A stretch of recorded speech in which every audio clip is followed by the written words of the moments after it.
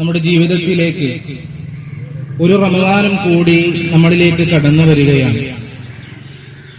ഓരോ റമദാൻ നമ്മുടെ ജീവിതത്തിലേക്ക് കടന്നു വരുമ്പോൾ നമുക്ക് കിട്ടുന്ന ഓരോ റമദാനും അത് ഏറ്റവും നല്ല രൂപത്തിൽ മെച്ചപ്പെടുത്തണമെന്ന് ആഗ്രഹിക്കുന്നവരാണ് നമ്മൾ ഓരോരുത്തരും.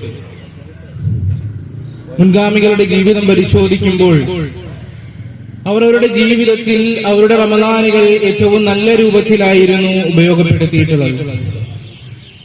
ആ മുൻഗാമികളുടെ പിൻഗാമികളായ നമ്മൾ ഓരോരുത്തരും നമുക്ക് കിട്ടുന്ന ഈ പരിശുദ്ധ റമദാൻ അത് ഏറ്റവും നല്ല രൂപത്തിൽ ഉപയോഗപ്പെടുത്തേണ്ടതുണ്ട്. ഈ ഐഹിക ലോകത്ത് നമ്മൾ പറ്റിക്കപ്പെടുന്ന ഒരവസ്ഥയിലേക്ക് നമ്മൾ കടന്നു ചെല്ലരുത്. നമ്മൾ ദുനിയാവിലേക്ക് നമ്മുടെ ഉമ്മയുടെ ഗർഭപാത്രത്തിൽ നിന്ന് പ്രസവിച്ചതിന് ശേഷം റബ്ബിനെ മനസ്സിലാക്കാതെ ആ ദുനിയാവിന്റെ സന്തോഷങ്ങളിലും ആഹ്ലാദങ്ങളിലും നിറഞ്ഞുകൊണ്ട് റബ്ബിനെ മനസ്സിലാക്കാതെ ഖുർആനിനെ മനസ്സിലാക്കാതെ തോന്നിവാസിയായി ജീവിച്ച് അങ്ങനെ സന്തോഷം കൊണ്ട് ജീവിക്കുന്ന ഒരു വ്യക്തി, ആ വ്യക്തിയുടെ സന്തോഷങ്ങളും ആഹ്ലാദങ്ങളുമെല്ലാം ഹത്താ സുർതുമുൽ മഖാബിർ, ഖബർ സന്ദർശിക്കും വരെയാണ് ആ മനുഷ്യന്റെ സന്തോഷങ്ങളും ആഹ്ലാദങ്ങളുമെല്ലാം. അങ്ങനെ ആ മനുഷ്യന്റെ പേര് മാറി മയ്യത്ത് എന്ന പേരായി മാറുകയാണ്. ആ തോന്നിവാസിയായുടെ ജീവിതം അവിടെ അവസാനിച്ച് ആ തോന്നിവാസിയുടെ കുടുംബക്കാരും നാട്ടുകാരും ചേർന്നുകൊണ്ട് ആ മനുഷ്യനെ മയ്യത്ത് കുളിപ്പിച്ച് കഫം പൊതിഞ്ഞ് പള്ളിക്കാട്ടിലേക്ക് മറമാടുവാൻ കൊണ്ടുപോവുകയാണ്. ആ ഒരു സന്ദർഭത്തിൽ ആ മനുഷ്യന്റെ പിന്നാലെ 3 കാര്യങ്ങൾ പിന്തുടരും. ഒന്നവന്റെ സമ്പത്ത്, 2 അവന്റെ കുടുംബക്കാർ, 3 അവന്റെ അമലുകളാണ്. അങ്ങനെ ആ മയ്യത്തിന്റെ പിന്നാലെ ഈ 3 കാര്യങ്ങൾ പിന്തുടർന്നു പോകും. അങ്ങനെ പള്ളിക്കാട്ടിലേക്ക് ചെന്ന് ആ മയ്യത്തിന്റെ കുടുംബക്കാരും നാട്ടുകാരും ചേർന്നുകൊണ്ട് അല്ലാഹുമ്മ സബ്ബിത്തുഹു ഇൻദ സുആൽ എന്ന പ്രാർത്ഥനയോടുകൂടി ആ മനുഷ്യനെ മറമാടുകയാണ്. ആ മനുഷ്യനെ മറമാടി അവസാനത്തെ വ്യക്തി പിന്നിടുമ്പോൾ ആ മയ്യത്തിന്റെ കൂടെയുണ്ടായിരുന്ന 3 ആളുകളിൽ 2 പേരവിടെ നിന്ന് പിരിഞ്ഞു പോകും. ആ മയ്യത്തിന്റെ കുടുംബക്കാരും സമ്പത്തും ആ മനുഷ്യന് പിന്നീട് കൂട്ടിനുണ്ടാകുക ആ മനുഷ്യന്റെ അമലുകൾ മാത്രമാണ്. അങ്ങനെ അവസാനത്തെ വ്യക്തി ആ ഖബറിൽ നിന്ന് പിന്നിടുമ്പോൾ 7 അടി പിന്നിട്ട് ആ മനുഷ്യന്റെ ബർസഖിയായ ലോകം ആരംഭിക്കുകയാണ്. കണ്ടാൽ പേടി തോന്നുന്ന 2 മലക്കുകൾ കടന്നു വന്നുകൊണ്ട് ആ മനുഷ്യനോട് ചോദിക്കും, മൻ റബ്ബുക മൻ ദീനുക വമാ ദീനുക വമൻ നബിയുക എന്നിങ്ങനെയുള്ള ചോദ്യങ്ങൾ ചോദിക്കും. എന്നാൽ ആ ചോദ്യങ്ങൾക്കെല്ലാം ആ മനുഷ്യന് ഹാ ഹാ ലാ അദ്രി എന്ന് മാത്രം ഉത്തരം പറയാൻ സാധിക്കുകയും ആ മലക്കുകളുടെ കൈകളിലുള്ള ദണ്ഡ് കൊണ്ട് ഭൂമിയോളം ആഴ്ന്നിറങ്ങുന്ന ആഘാതത്താൽ ആ മനുഷ്യനെ അടിക്കുകയും പിന്നീട് പഴയ അവസ്ഥയിലേക്ക് തിരിച്ചു വരികയും ചെയ്യും. പിന്നീട് ആ മനുഷ്യന്റെ കബറിടുക്കത്തിനപ്പുറം ആ മനുഷ്യന്റെ തൊട്ടടുത്ത് ഒരു പേടി തോന്നുന്ന വികൃത രൂപമുള്ള ഒരു മനുഷ്യൻ ഇരിക്കുന്നുണ്ടാകും. ആ മനുഷ്യനോട് ചോദിക്കും, ആരാണ് താങ്കൾ? അപ്പോൾ ആ വികൃത രൂപമുള്ള മനുഷ്യൻ മറുപടി പറയും, അന അമലുക, ഞാൻ നിന്റെ പ്രവർത്തനങ്ങളാണ് എന്ന് ആ മനുഷ്യൻ അവിടെ നിന്ന് മറുപടി പറയും. പിന്നീട് ആ മനുഷ്യൻ അട്ടഹസിച്ചുകൊണ്ട് റബ്ബിനോട് പ്രാർത്ഥിക്കുകയാണ്, റബ്ബേ ഖിയാമത്ത് നാളോടനെ സംഭവിക്കരുത് റബ്ബേ എന്ന് ആ മനുഷ്യൻ അവിടെ നിന്ന് അട്ടഹസിച്ച് പ്രാർത്ഥിക്കുകയാണ്. എന്തേ കാരണം? ആ മനുഷ്യൻ അവിടെ തീരുമാനിക്കപ്പെടുകയാണ്. ആ മനുഷ്യന്റെ നരകവും ആ മനുഷ്യൻ ഒരുക്കി വെച്ചിട്ടുള്ള നരകത്തിന്റെ ശിക്ഷാമുറകളും ആ മനുഷ്യനോട് കാത്തിരിക്കുകയാണ്, തീരുമാനിക്കപ്പെടുകയാണ്. പിന്നീട് ഖിയാമത്ത് നാൾ സംഭവിക്കും വരെ ആ മനുഷ്യന്റെ പ്രഭാതത്തിലും പ്രദോഷത്തിലും ആ ശിക്ഷയും നരകത്തിന്റെ ശിക്ഷാമുറകളും കാണിപ്പിച്ചുകൊണ്ടേയിരിക്കും. ഇനി മറ്റൊരു മനുഷ്യൻ തന്റെ ഉമ്മയുടെ ഗർഭപാത്രത്തിൽ നിന്ന് പ്രസവിച്ച് ദീനിയായി ജീവിച്ച് റബ്ബിനെ മനസ്സിലാക്കി ഖുർആനിനെ മനസ്സിലാക്കി യഥാർത്ഥ തഖ്വയോടുകൂടി ജീവിക്കുന്ന ഒരു മനുഷ്യൻ, ആ മനുഷ്യന്റെ ജീവിതത്തിലേക്കും മരണമെന്ന സത്യം കടന്നു വരും. അങ്ങനെ ആ മനുഷ്യന്റെ കുടുംബക്കാരും നാട്ടുകാരും ചേർന്ന് മയ്യത്ത് കുളിപ്പിച്ച് ആ മനുഷ്യനെ പള്ളിക്കാട്ടിലേക്ക് കൊണ്ടുപോകും.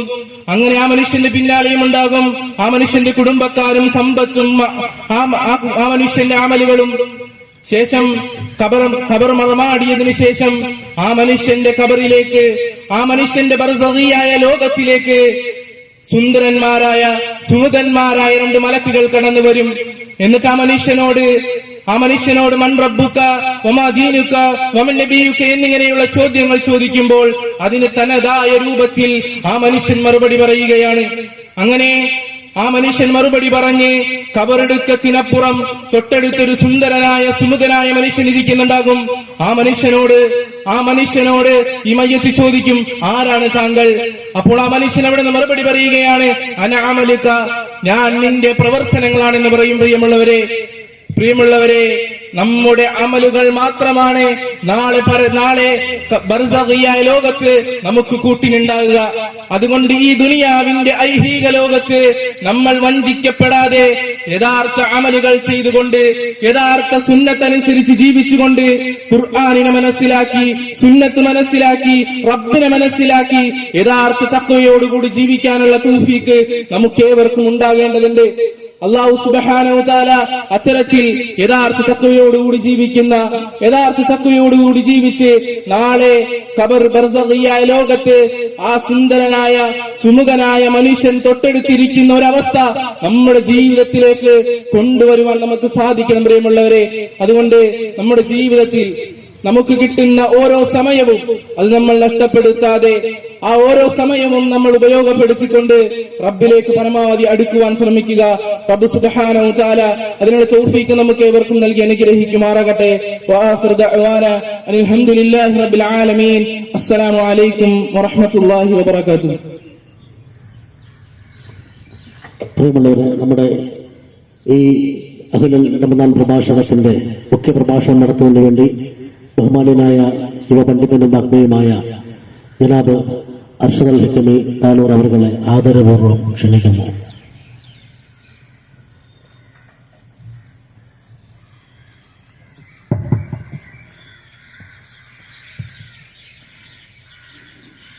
അസ്സലാമു അലൈക്കും വറഹ്മത്തുള്ളാഹി. ബിസ്മില്ലാഹി അൽഹംദുലില്ലാഹ് അൽഹംദുലില്ലാഹി റബ്ബിൽ ആലമീൻ. سبحان الله العظيم ولا حول ولا قوة إلا بالله العلي العظيم.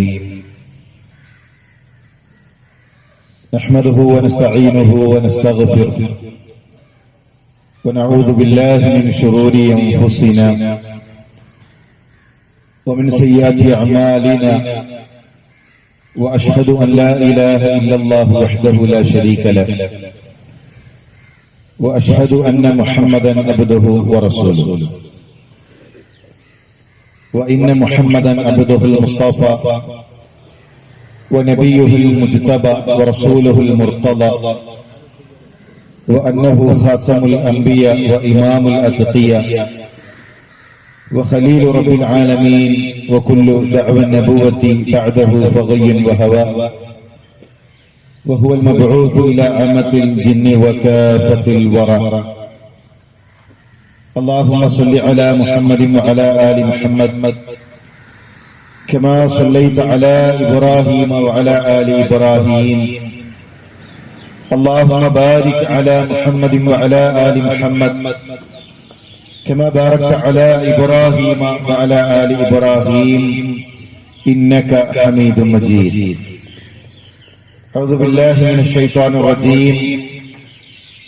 الذي خلق الموت والحياة ليبلوكم أيكم أحسن عملا. ഏറെ ബഹുമാനമുള്ള രക്ഷിതാക്കളെ, സഹോദരി സഹോദരന്മാരെ, ഈ ഒരു സമയത്ത് ഒരല്പനേരം അല്ലാഹുവിന്റെ ദീനിനെ കുറിച്ച് പഠിക്കാൻ, നമ്മുടെ ഈമാൻ ഒന്ന് വർദ്ധിപ്പിക്കാനാണ് നമ്മളിവിടെ ഒരുമിച്ച് ചേർന്നിട്ടുള്ളത്. ഇതിന്റെ പിന്നിൽ പ്രവർത്തിച്ച ആളുകൾക്ക് അല്ലാഹു വലിയ പ്രതിഫലം നൽകി അനുഗ്രഹിക്കട്ടെ. പരിശുദ്ധ റമളാനിനെ പ്രതീക്ഷിച്ചുകൊണ്ട്, ആഗ്രഹിച്ചുകൊണ്ടാണ് നമ്മൾ കഴിയുന്നത്. റമദാൻ ഒരു കടല് പോലെയാണ്. കടലിനെ വ്യത്യസ്തമായ രൂപത്തിലാണ് ആളുകൾ കാണാറുള്ളത്. ചില ആളുകൾ വിദൂരത്ത് നിന്ന് കടലിന്റെ സൗന്ദര്യം അത് കണ്ട് നോക്കി നിൽക്കുന്നവരുണ്ട്. അവർക്ക് കടലെന്ന് പറഞ്ഞാൽ കേവലം ഒരു കാഴ്ചയാണ്. കുറച്ചുകൂടെ അരികിലേക്ക് വന്ന് തീരം തൊടുന്ന കുട്ടികളുണ്ട്. കടലിൽ നീന്തി തുടിക്കുന്ന ആളുകളുണ്ട്. കടലിലൂടെ സഞ്ചരിച്ച് മത്സ്യബന്ധനം നടത്തുന്ന മത്സ്യത്തൊഴിലാളികളുണ്ട്. കടലിന്റെ ആഴങ്ങളിലേക്ക് ചെന്ന് വിലപിടിപ്പുള്ള മുത്ത് പെറുക്കിയെടുക്കുന്ന ആളുകളുണ്ട്. റമദാനും അങ്ങനെ തന്നെയാണ്. ചില ആളുകൾക്ക് ദൂരെ നിന്ന് റമദാനിനെ നോക്കിക്കാണുന്നവരുണ്ട്. റമദാനിന്റെ ആഴങ്ങളിലേക്ക് ഇറങ്ങി വലിയ വിലപിടിപ്പുള്ള നാളേക്ക് വേണ്ട നിധികൾ വാരിയെടുക്കുന്ന മനുഷ്യരും റമദാനിലാണ്. അതുകൊണ്ട് തന്നെ നമ്മുടെ ജീവിതത്തിലെ ഒരു റമദാൻ എന്ന് പറഞ്ഞാൽ അത് നിസ്സാരമായ ഒരു കാര്യമല്ല. പലപ്പോഴും ആളുകൾ റമദാൻ 1 മുതലാണ് ആരംഭിക്കാറുള്ളത്. ഖുർആനിന്റെ പാരായണം റമദാൻ 1 മുതൽ ചില ആളുകൾ ആരംഭിക്കും. നമ്മുടെ മുൻഗാമികളുടെ പ്രത്യേകത ശഅബാൻ മുതൽ റമദാനിനു വേണ്ടിയുള്ള ഒരുക്കം അവരാരംഭിച്ചു. മഹാനായ റസൂലുള്ളാഹി സ്വല്ലല്ലാഹു അലൈഹി വസല്ലം തങ്ങളോട് ഉസാമ ഇബ്നു സയ്യിദ് റളിയല്ലാഹു തആല അൻഹു ചോദിക്കുകയാണ്, യാ റസൂലല്ലാഹ്, അല്ലാഹുവിന്റെ റസൂലേ, ലം അറക തസൂമു ശഹറൻ മിന ശുഹൂരി മാ തസൂമു മിൻ ശഅബാൻ. ശഅബാനിൽ അങ്ങ് നോമ്പ് നോൽക്കുന്നത് പോലെ മറ്റൊരു മാസത്തിലും നോമ്പ് നോൽക്കുന്നത് ഞങ്ങൾ കണ്ടിട്ടില്ലല്ലോ. എന്ന് പറഞ്ഞാൽ റമദാൻ കഴിഞ്ഞാൽ ഏറ്റവും അധികം റസൂലുള്ളാഹി സ്വല്ലല്ലാഹു അലൈഹി വസല്ലം തങ്ങൾ നോമ്പനുഷ്ഠിച്ചത് ശഅബാനിലാണ്. എന്തുകൊണ്ടാണ് റസൂലെ അങ്ങ് ശഅബാനിൽ ഇത്രയേറെ നോമ്പനുഷ്ഠിക്കുന്നത്? റസൂലുള്ളാഹി സ്വല്ലല്ലാഹു അലൈഹി വസല്ലം തങ്ങളുടെ മറുപടി, ذلك شهر يغفل الناس عنه بين رجب ورمضان. ശഅബാൻ എന്ന് പറഞ്ഞാൽ നമ്മളിപ്പോൾ ശഅബാനിലാണ്. ജനങ്ങൾ ഗഫലത്തിലാകുന്ന മാസമാണ്. റജബിന്റെയും റമദാനിന്റെയും ഇടയിൽ ജനങ്ങളെ ഗഫലത്ത് ബാധിക്കുന്ന, ജനങ്ങൾ അശ്രദ്ധമായി പോകുന്ന മാസമാണ് ശഅബാൻ. റമദാനിന്റെ ഫളില് നമുക്കറിയാം. അതുകൊണ്ട് തന്നെ റമദാനിൽ ഖുർആൻ നമ്മൾ ഓതും, റമദാനിൽ ധാരാളം നന്മകളിൽ നമ്മൾ മത്സരിക്കും. പക്ഷെ ശഅബാൻ ജനങ്ങൾ ഗഫലത്തിലായി പോകും. റമദാൻ 1 മുതൽ ഖുർആൻ ഓതാം, റമദാൻ 1 മുതൽ നോമ്പ് നോൽക്കാം, അങ്ങനെയാണ് ചിന്തിക്കാറുള്ളത്.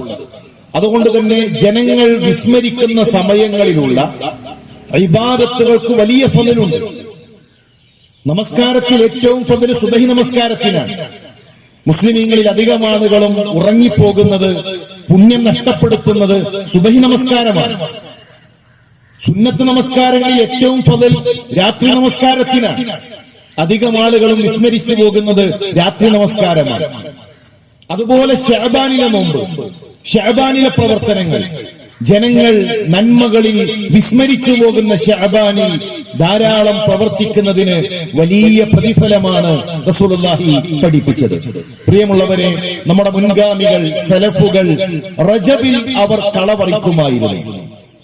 റമദാനിന്റെ ഒരുക്കം റമദാൻ 1 മുതലല്ല, റജബിൽ തന്നെ അവരുടെ ഹൃദയത്തിലെ കളകൾ പറിച്ച്, അവരുടെ ഹൃദയത്തിലെ തിന്മകൾ പഠിച്ച് പകുത്തെടുത്ത് ശഅബാനിൽ വിത്തുവാകി റമദാനിൽ വിളവെടുക്കുന്നതായിരുന്നു നമ്മുടെ മുൻഗാമികളുടെ രീതി. മാത്രമല്ല, അവർ ശഅബാനിനെ വിളിച്ചത് ഷഹ്റുൽ ഖുർആ, ഖുർആൻ പാരായണം ചെയ്യുന്നവരുടെ മാസമെന്നാണ്. ഈ ശഅബാനിൽ എത്ര നമ്മൾ ഖുർആൻ ഓതി? ശഅബാനിൽ നമ്മുടെ ഖുർആനുമായുള്ള ബന്ധം എന്താണ്? മഹാന്മാരായ മുൻഗാമികൾ അംർ ഇബ്നു ഖൈസ് ഇദാ ദഖല ശഅബാൻ അഗ്ലഖ ഹാനതഹു, ശഅബാൻ എത്തിക്കഴിഞ്ഞാൽ അദ്ദേഹം കടകളടക്കും. വതഫറഗ ലിഖിറാഅത്തിൽ ഖുർആൻ, ഖുർആൻ പാരായണത്തിന് വേണ്ടി മാത്രമായി അദ്ദേഹം മാറിയിരിക്കുമായിരുന്നു.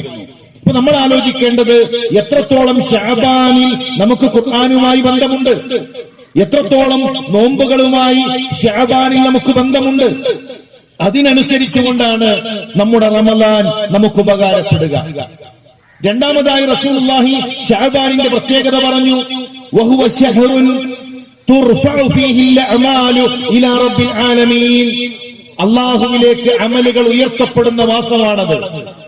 എല്ലാ ദിവസവും സുബഹിയുടെയും അസറിന്റെയും സമയം നമ്മുടെ അമലുകൾ ഉയർത്തപ്പെടുന്നുണ്ട്.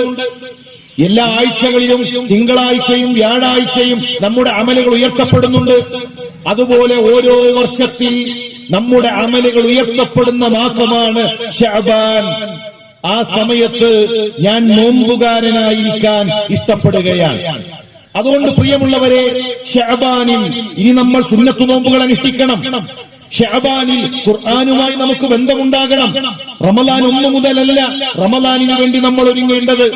ശഅബാനിൽ അല്ലാഹുവിനോട് തൗബ ചോദിക്കാൻ, നമ്മുടെ ഹൃദയങ്ങളൊന്ന് കഴുകാൻ. മഹാനായ അംർ ഇബ്നു ഖൈസ് അദ്ദേഹം പറഞ്ഞു, വകാന യഖൂൽ തൂബാ ലിമൻ അസ്ലഹ നഫ്സഹു ഖബ്ല റമളാൻ. റമളാനിന് മുമ്പ് ഹൃദയം ശുദ്ധമാക്കാൻ കഴിഞ്ഞ മനുഷ്യരെ, റമളാനിന് മുമ്പ് ഹൃദയം കഴുകാൻ കഴിഞ്ഞ മനുഷ്യരെ, റമളാനിന് മുമ്പ് തിന്മകളിൽ നിന്ന് ഹറാമുകളിൽ നിന്ന് മാറിപ്പോകാൻ കഴിഞ്ഞ മനുഷ്യരെ, നിങ്ങൾക്കാകുന്നു മംഗളം. റമളാന് വരെ നമ്മൾ കാത്തിരിക്കേണ്ടതില്ല. റമളാനിന് മുമ്പ് തന്നെ അതിനുവേണ്ടി ഒരുങ്ങാൻ നമുക്ക് സാധിക്കണം. മാത്രവുമല്ല, നമ്മുടെ മുൻഗാമികൾ എങ്ങനെയായിരുന്നു അവരുടെ റമളാൻ? അവർ റമളാനിന് വേണ്ടി എങ്ങനെയാണ് ഒരുങ്ങിയിരുന്നത്? ഇസ്ലാമിക ചരിത്രത്തിലെ മഹാപണ്ഡിതൻ ഇമാം മാലിക്, മദീനയിലെ ഇമാമാണ്, ഇമാമു ദാരിൽ ഹിജ്റ. ആ ഇമാം മാലിക്കിനെ പറ്റി പണ്ഡിതന്മാര് പറയുകയാണ്, തൻഖത്തിഉ ദുറൂസഹു ഫീ മസ്ജിദിൻ നബവി. റമളാൻ എത്തിക്കഴിഞ്ഞാൽ മസ്ജിദുൻ നബവിയിലെ ദർസുകൾ നിർത്തിവെക്കും.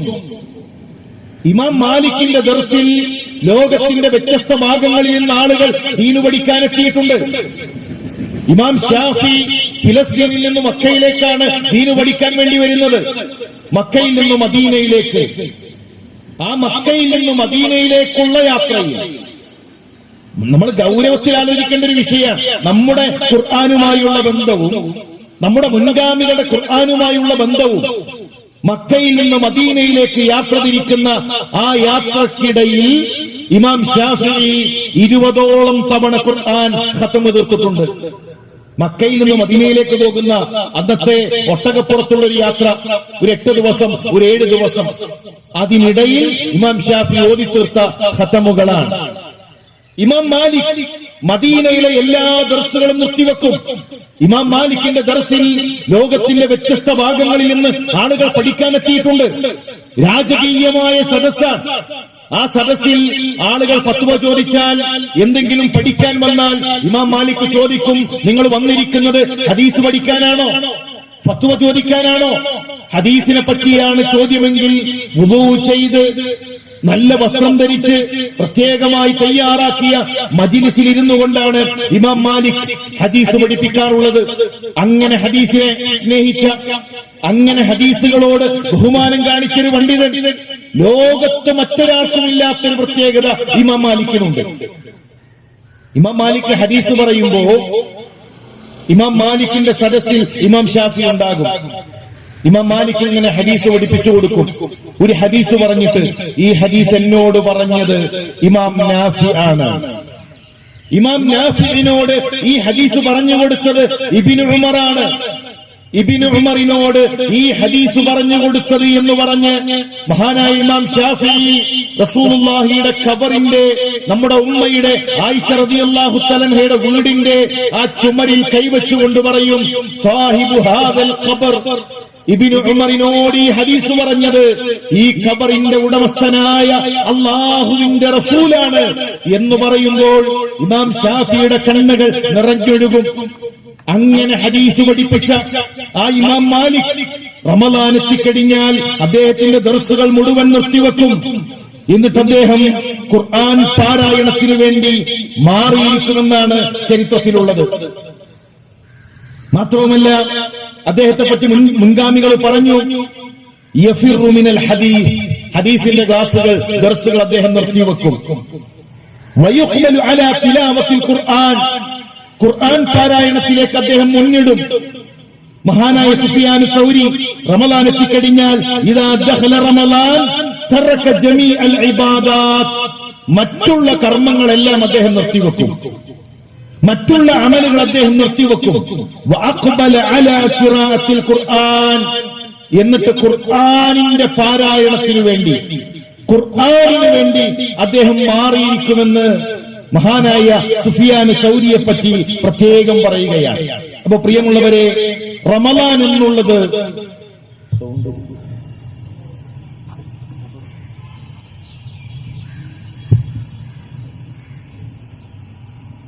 ക്ലിയർ ഇല്ല.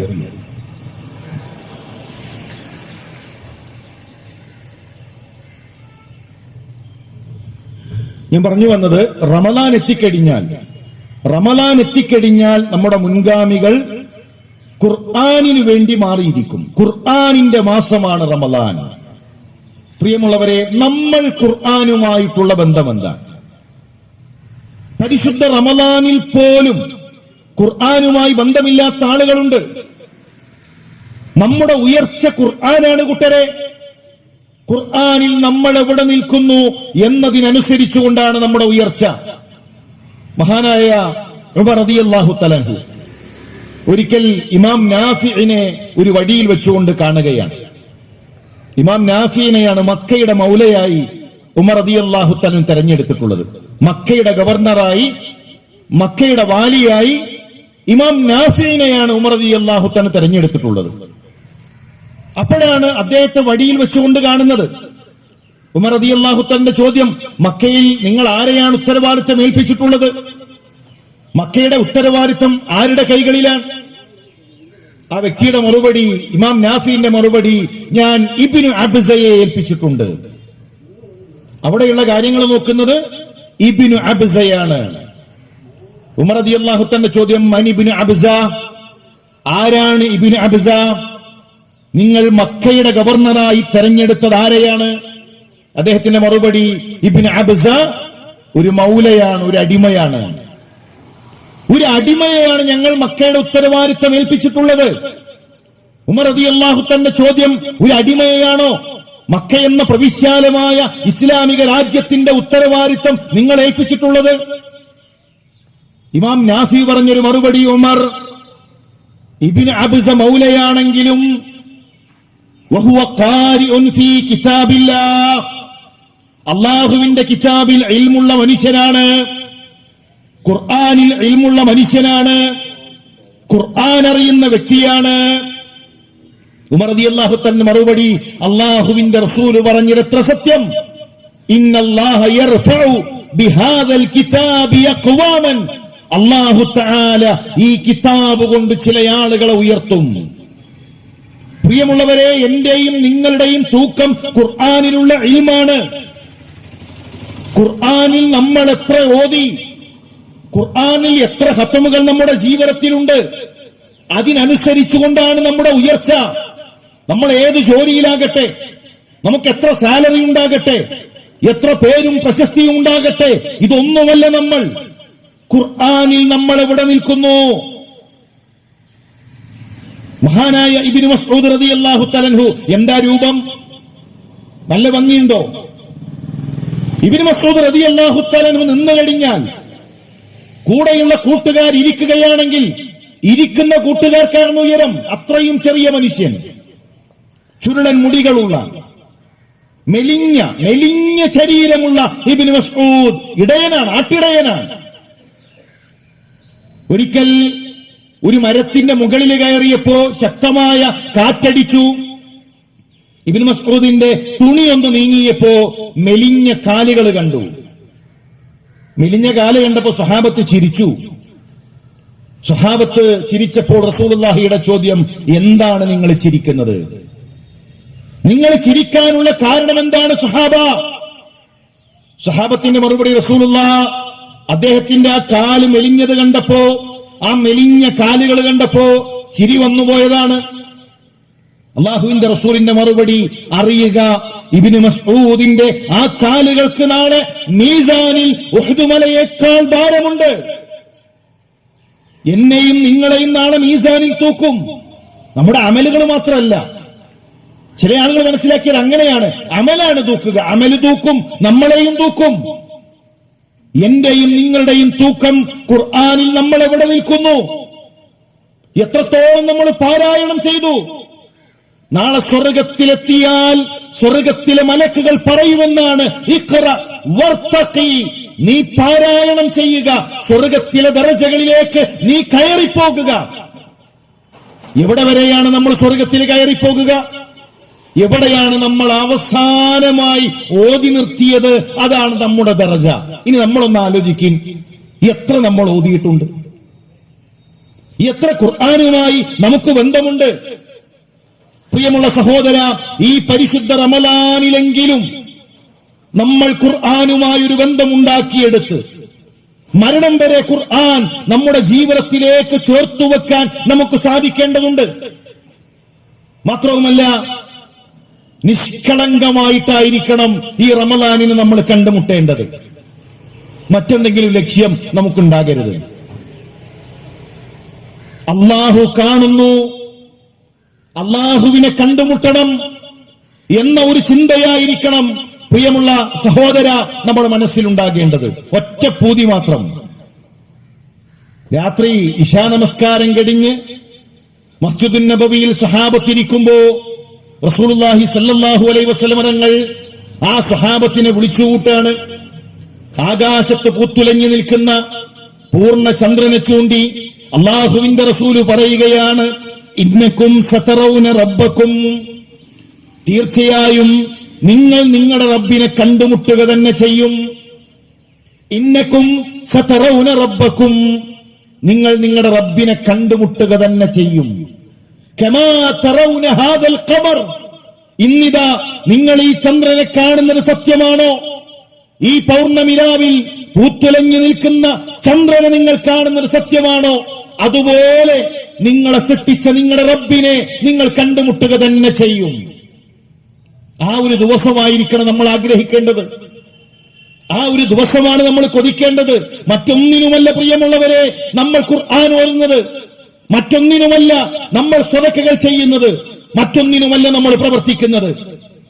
നിഹാബന്ദി യുദ്ധം കഴിഞ്ഞ് ഉമർ റളിയല്ലാഹു തആല അൻഹുവിന്റെ അരികിലേക്ക് ഒരു സ്വഹാബി ഓടി വരുന്നുണ്ട്. എന്തിനാണെന്നറിയുമോ? വിജയത്തിന്റെ സന്തോഷത്തിന്റെ നിമിഷങ്ങൾ ഉമറിനോട് പങ്കുവെക്കാനാണ്. ഉമറിന്റെ അരികിലേക്കെത്തി, ഇസ്ലാമിക ചരിത്രത്തിലെ ഖലീഫയുടെ അരികിലേക്കെത്തി അദ്ദേഹം പറയുകയാണ്, ഉമറേ, ഇതാ ഇന്ന ആളുകളൊക്കെ അള്ളാഹുവിന്റെ മാർഗത്തിൽ മരണപ്പെട്ടിട്ടുണ്ട്. അവരുടെ പേരുകൾ ഇങ്ങനെ പറയാൻ. എന്നിട്ട് അവസാനം പറഞ്ഞു, എങ്കിലും ഉമറേ, ചില ആളുകളുണ്ട്, അവരുടെ പേരൊന്നും ഉമറിനറിയില്ല. അവരുടെ പേര് പറഞ്ഞാൽ ഉമറിന് മനസ്സിലാവുകയില്ല. അതുകൊണ്ട് ആ പേര് ഞാൻ പറയുന്നില്ല. അത് കേട്ടതും ഉമർ റളിയല്ലാഹു തആല കരയാൻ തുടങ്ങി. ഇസ്ലാമിക ചരിത്രത്തിലെ മഹാനായ ഭരണാധികാരി കരയാൻ തുടങ്ങി. എന്നിട്ട് അദ്ദേഹം പറയുന്നു, ലാ യദുർറുഹും അല്ലാ യഅരിഫഹും ഉമർ, ഉമർ അവരുടെ പേരറിയുന്നില്ല എന്നതുകൊണ്ട് അവർക്കെന്തു നഷ്ടമാണ്? ആ മരണപ്പെട്ടവരുടെ പേരൊന്നും ഉമറിനറിയാത്തത് കൊണ്ട് അവർക്കെന്ത് നഷ്ടം?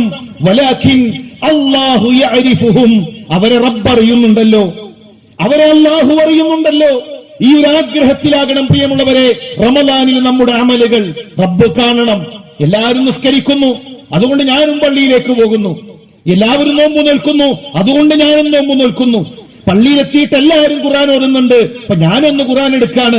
അല്ല കൂട്ടരെ, റബ്ബ് കാണുന്നു എന്ന ബോധത്തോടുകൂടെ, റബ്ബറിയുന്നു എന്ന ബോധത്തോടുകൂടെ അള്ളാഹുവിനെ കണ്ടുമുട്ടുന്ന ഒരു ദിവസത്തിൽ ഇത് കാണിക്കപ്പെടും എന്ന ആഗ്രഹത്തോടുകൂടെ നമുക്ക് ജീവിക്കാൻ സാധിക്കണം. റമളാനിന് മുമ്പ് നമ്മുടെ ജീവിതത്തെ, ആ ജീവിതത്തെക്കുറിച്ചുള്ള കാഴ്ചപ്പാട് നമ്മളൊന്ന് മാറ്റണം. നമ്മളും നമ്മുടെ മുൻഗാമികളും തമ്മിലുള്ള വ്യത്യാസം എന്താണെന്ന് അറിയുമോ? അവരുടെ വിഷയം ആഖിറമായിരുന്നു, അവരുടെ വിഷയം പരലോകമായിരുന്നു. നമ്മുടെ വിഷയം ദുനിയാവാണ്. നമ്മളെ കരയിപ്പിക്കുന്നത് ദുനിയാവാണ്, നമ്മുടെ ഉറക്കം നഷ്ടപ്പെടുത്തുന്നത് ദുനിയാവാണ്, നമ്മുടെ കണ്ണ് നനയ്ക്കുന്നത് ദുനിയാവാണ്. സ്വഹാബത്തിന്റെ കണ്ണ് നനച്ചത് ആഖിറമാണ്, പരലോകമാണ്. അങ്ങനെ കുറച്ച് നിമിഷങ്ങൾ ഈ റമദാനിൽ നമുക്ക് വേണം.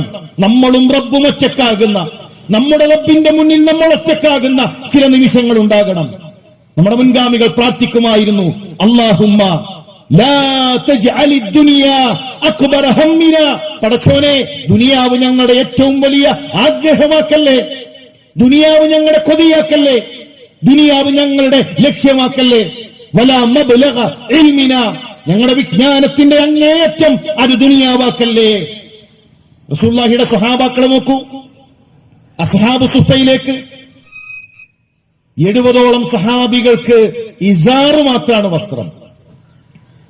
2 രൂപത്തിലാണെന്ന വസ്ത്രം. ഒന്ന് കമീസാണ്, നീളത്തിലുള്ള ഒരു വസ്ത്രം. 2 ഇസാറും റിദാവും. ഇസാർ എന്ന് പറഞ്ഞാൽ ഒരു ഉടുമുണ്ട്. ഉംറക്ക് പോകുമ്പോ ആ എടുക്കുന്ന തുണിയാണ് ഇസാർ, പുതക്കുന്നതാണ് റിദാ. റസൂലുള്ളാഹിയുടെ പള്ളിയിൽ മസ്ജിദുൻ നബവിയിൽ 70 സ്വഹാബാക്കളുടെ വസ്ത്രം, ഈ ദുനിയാവിൽ അവരുടെ സമ്പത്ത് ഒരു ഇസാർ മാത്രമാണ്. ചിന്തിക്കാൻ കഴിയോ? കൊടും തണുപ്പത്ത് പുതക്കാൻ ഒരു പുതപ്പ് അവർക്കില്ല. അതിശക്തമായ തണുപ്പത്തൊന്ന് പുതച്ചുറങ്ങാൻ ഒരു പുതപ്പ് പോലുമില്ലാത്ത 70ഓളം സഹാബാക്കൾ, വിശപ്പിന് ഭക്ഷണമില്ലാത്തവർ, തലചായ്ക്കാൻ ഒരു വീടില്ലാത്തവർ, ദുനിയാവിന്റേതായ എന്ത് പളവളപ്പുകളാണ് അവർക്കുള്ളത്. പക്ഷേ അവർക്ക് ഇബാദത്തുകൾ നഷ്ടമായിരുന്നു. അവർ ദീനീ പ്രവർത്തനങ്ങളിൽ പിറകോട്ട് പോയോ? നമസ്കാരങ്ങളിൽ അവർ പിറകോട്ടടിച്ചോ? ദുനിയാവിന്റേതായി നമ്മൾ പറയുന്ന ഒന്നുമില്ലാത്ത സ്വഹാബികൾ, പ്രിയമുള്ളവരെ, അവർ ഇബാദത്തുകൾ കൊണ്ട് അവരുടെ ജീവിതം നിറച്ചു. അതാണ് റസൂലുള്ളാഹി പറഞ്ഞത്, താഴെയുള്ളവരിലേക്ക് നോക്കാൻ ദുനിയാവിനോട് വലിയ ഹുബ്ബൊന്നും ഉണ്ടാവില്ല, ദുനിയാവ് വിഷയാകൂല. ഈ റമദാനിൽ അവസാനത്തെ 10 കടകൾ നമ്മൾ അടക്കും, നമ്മൾ പള്ളിയിലുണ്ടാകും, ഇഅ്തികാഫിൽ നമ്മൾ ഉണ്ടാകും. ദുനിയാവ് നമ്മുടെ വിഷയമായി മാറുകയില്ല. പ്രിയമുള്ളവരെ, നമ്മൾ ആരാണ് എന്ന് നമ്മളൊന്ന് തിരിച്ചറിയണം. ആരാണ് നമ്മൾ? നമ്മൾ കരുതിയിട്ടുള്ള കുറെ കാലുണ്ട് എന്നാണ്, ഒരുപാട് കാലുണ്ട് എന്നതാണ് നമ്മുടെ തോന്നൽ. സലഫുകൾ പറയുന്ന ഒരു വാക്കുണ്ട്, കുല്ലുനാ ഖദ് ഐഖനൽ മൗത്ത്. മരിക്കുന്ന എല്ലാവർക്കും ഉറപ്പാണ്, മരിക്കുമെന്നെല്ലാ മനുഷ്യർക്കും ഉറപ്പാണ്. വമാ നറാ ലഹു മുസ്തഇദ്ദൻ, അതിനുവേണ്ടി തയ്യാറെടുക്കുന്ന ഒരു മനുഷ്യനെയും കാണുന്നില്ലല്ലോ. മരിക്കുന്ന ഉറപ്പല്ലേ? ജീവിച്ചിരിക്കുന്നവർ ആളുകളെക്കാൾ കൂടുതൽ ഈ ദുനിയാവിൽ മരിച്ചവരാണ്, ഈ ഭൂമിയിൽ മരിച്ചവരാണ്. അഹ്യാഅൻ വ അംവാത, ഭൂമി എന്ന് പറഞ്ഞാൽ ജീവിച്ചിരിക്കുന്നവർക്കും മരിച്ചവർക്കുമാണ്. എത്ര തലമുറകൾ മണ്ണിനടിയിലുണ്ട്. നമ്മളെക്കാൾ സമ്പത്തുണ്ടായിരുന്നവർ, നമ്മളെക്കാൾ അധികാരമുണ്ടായിരുന്നവർ, എല്ലാം ഉണ്ടായിരുന്നവർ മണ്ണിനടിയിലാണ്. മരിക്കുന്നുറപ്പാണ്, നമ്മളും പോകും, നമ്മളും ഒരു ദിവസം പോകും. വമാ നറാ ലഹു മുസ്തഇദ്ദൻ, ആ മരണത്തിനു വേണ്ടിയുള്ള ഒരുക്കം കാണുന്നില്ലല്ലോ. ഒരു യാത്ര പോകുമ്പോൾ നമ്മൾ ഒരുങ്ങൂലേ? ഗൾഫിലേക്ക് പോകുമ്പോ എല്ലാം ഒരുക്കിയിട്ട് നമ്മൾ അവസാനം പാസ്പോർട്ട് ഉണ്ടോ വിസ ഉണ്ടോ നോക്കൂലേ? നമ്മൾ പുറത്ത് വിദേശത്ത് പോയൊരു സമയത്ത് ഒരു പ്രവാസിയുടെ റൂമിൽ ചെന്നപ്പോ ബെഡിന്റെ താഴെ ഒരു വലിയൊരു പേപ്പറിൽ അളിയൻ നാസറിന്റെ നമ്പർ എന്ന് എഴുതിയിട്ട് വലിയ അക്കത്തില് നമ്പർ എഴുതിയിട്ടുണ്ട്, വലിയൊരു മാർക്കറും ഉണ്ട്. ഞാനിങ്ങനെ ആലോചിച്ചു, എന്തിനാണ് ഇപ്പോഴത്തെ കാലത്ത് ഇതിന്റെ ഒരു ആവശ്യം? മൊബൈലിൽ സേവ് ചെയ്താൽ പോരെ, നമ്പർ ഇപ്പൊ ഇങ്ങനെ എഴുതി വെക്കേണ്ട ആവശ്യമില്ലല്ലോ. ഞാൻ അദ്ദേഹത്തോട് ചോദിച്ചു, എന്തിനാണ് ഈ എഴുതി വെച്ചിട്ടുള്ളത്, എന്തിനാണ്? അദ്ദേഹം പറഞ്ഞൊരു മറുപടി, ഞങ്ങൾ ഇവിടെ താമസിച്ചുകൊണ്ടിരിക്കുന്നതിനിടയിൽ ഒരുപാട് ആളുകൾ താമസിക്കുന്ന ഒരു ഫ്ളാറ്റാണിത്. 13 ആളുകളെ മയ്യത്തായിട്ടാണ് നാട്ടിലേക്ക് അയച്ചത്. 13 ആളുകൾ മയ്യത്തായിട്ടാണ് ഇവിടെ നിന്ന് നാട്ടിലേക്ക് അവരെ പറഞ്ഞയച്ചിട്ടുള്ളത്. കഴിഞ്ഞ മാസം നാട്ടിലേക്ക് പോകാൻ തയ്യാറെടുത്ത് പെട്ടിയൊക്കെ റെഡിയാക്കി ഒന്ന് ഒന്നെടുത്തിട്ട് വരാമെന്ന് പറഞ്ഞ് ബാത്റൂമിലേക്ക് പോയതാണ്, അവിടെ വീണു, അവിടെ തീർന്നു. ഈ ഓട്ടത്തിനിടയിൽ എവിടെങ്കിലൊക്കെ ഒന്ന് വീണാൽ, എന്തെങ്കിലൊക്കെ ഒന്ന് സംഭവിച്ചാൽ കുടുംബത്തൊന്ന് വിളിച്ചു പറയാൻ വേണ്ടിയിട്ട് എഴുതി വെച്ചതാണ്. അളിയന്റെ നമ്പർ അദ്ദേഹം ഇവിടെ ഉണ്ട്, അതിനു വേണ്ടി എഴുതി വെച്ചതാണ്. സഹോദര, അത്രയേ ഉള്ളൂ നമ്മൾ. ഞാൻ എപ്പോഴും ആലോചിക്കുന്ന ഒരു വിഷയമാണ്, ഒരു പ്രോഗ്രാമിന് പോകാൻ വേണ്ടി തിരൂർ റെയിൽവേ സ്റ്റേഷനിൽ നിൽക്കുമ്പോൾ ട്രെയിന് വന്നു നിന്നു. ആ ട്രെയിൻ ഇങ്ങനെ പതുക്കെ നീങ്ങി തുടങ്ങിയപ്പോ ഒരു ചെറുപ്പക്കാരൻ ഇറങ്ങി. അയാള് ആ ട്രാക്കിലേക്ക് വീണു. ആ ചെറുപ്പക്കാരൻ മരണപ്പെട്ടു വളരെ പെട്ടെന്ന്. ട്രെയിൻ നീങ്ങിക്കഴിഞ്ഞതിന് ശേഷം പ്ലാറ്റ്ഫോമിൽ ഉണ്ടാ മനുഷ്യന്റെ മാംസങ്ങൾ ഛിന്ന ഭിന്നമായി കിടക്കുന്നു. കുറച്ച് ഉദ്യോഗസ്ഥർ വന്ന്, പോലീസുകാർ വന്ന് ഒരു പ്ലാസ്റ്റിക് കവറിൽ ആ മനുഷ്യന്റെ ശരീരങ്ങൾ അതിങ്ങനെ ഒരുമിച്ച് കൂട്ടിവെച്ചു.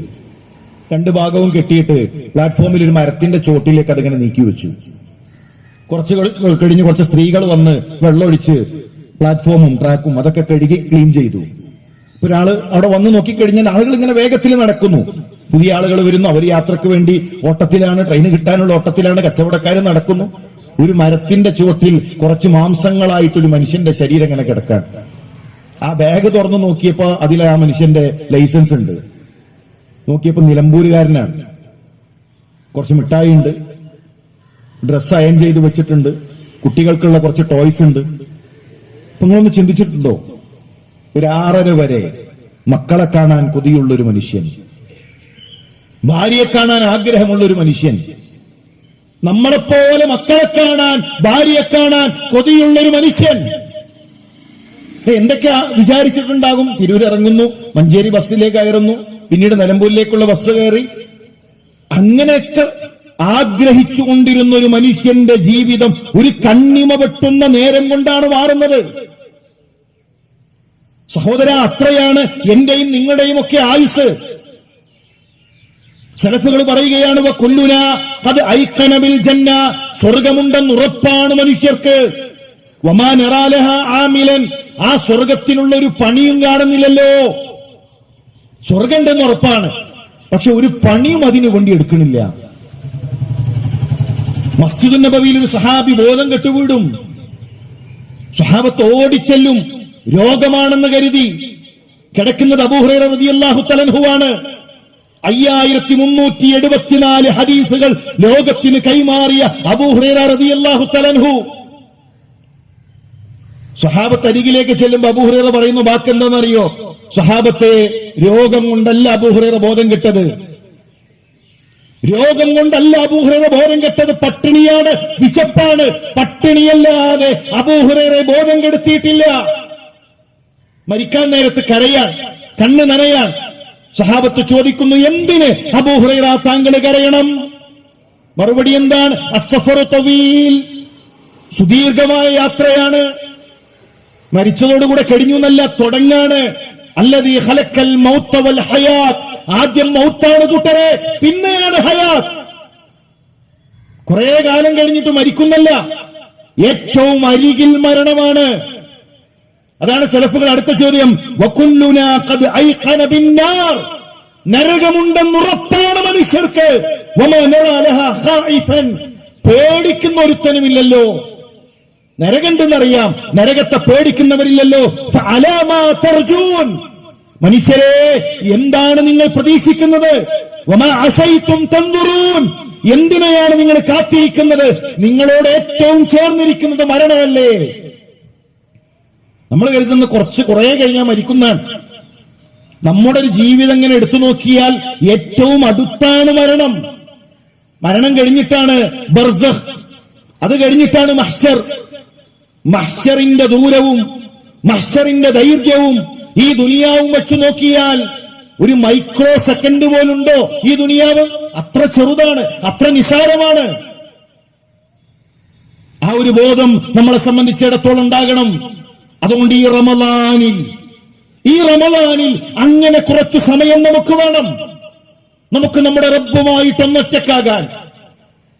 സ്വഹാബികനെ ഇരിക്കുമ്പോൾ ഒരാൾ തട്ടിയിട്ട് ചോദിക്കാണ്, എവിടെ എത്തി? നമ്മളോടും ചോദിക്കല്ലോ, എന്തെങ്കിലും ഇങ്ങനെ ആലോചിച്ചിരിക്കുമ്പോ എവിടെ എത്തിയടാ? എന്താ ആലോചിക്കണത്? നമ്മൾ പറയും സ്വർണത്തിന്റെ വില ആലോചിച്ചുകൊണ്ടിരിക്കാൻ. എത്ര പെട്ടെന്നാണ്, കഴിഞ്ഞ വർഷമൊക്കെ 60 ഉള്ളൂ. നമ്മൾ ആലോചിച്ചുകൊണ്ടിരിക്കാൻ. വീട് പണിയാണ്, എല്ലാ സാധനത്തിനും വില കൂടി, ഇതെങ്ങനെ കംപ്ലീറ്റ് ചെയ്യും? മോളെ കല്യാണമാണ്, മോന്റെ പഠനമാണ്. സഹാബിനെ തട്ടിയിട്ട് ചോദിക്കാണ്, എവിടെ എത്തി? സഹാബിയുടെ മറുപടി, സിറാത്തിലെത്തി എന്നാണ്.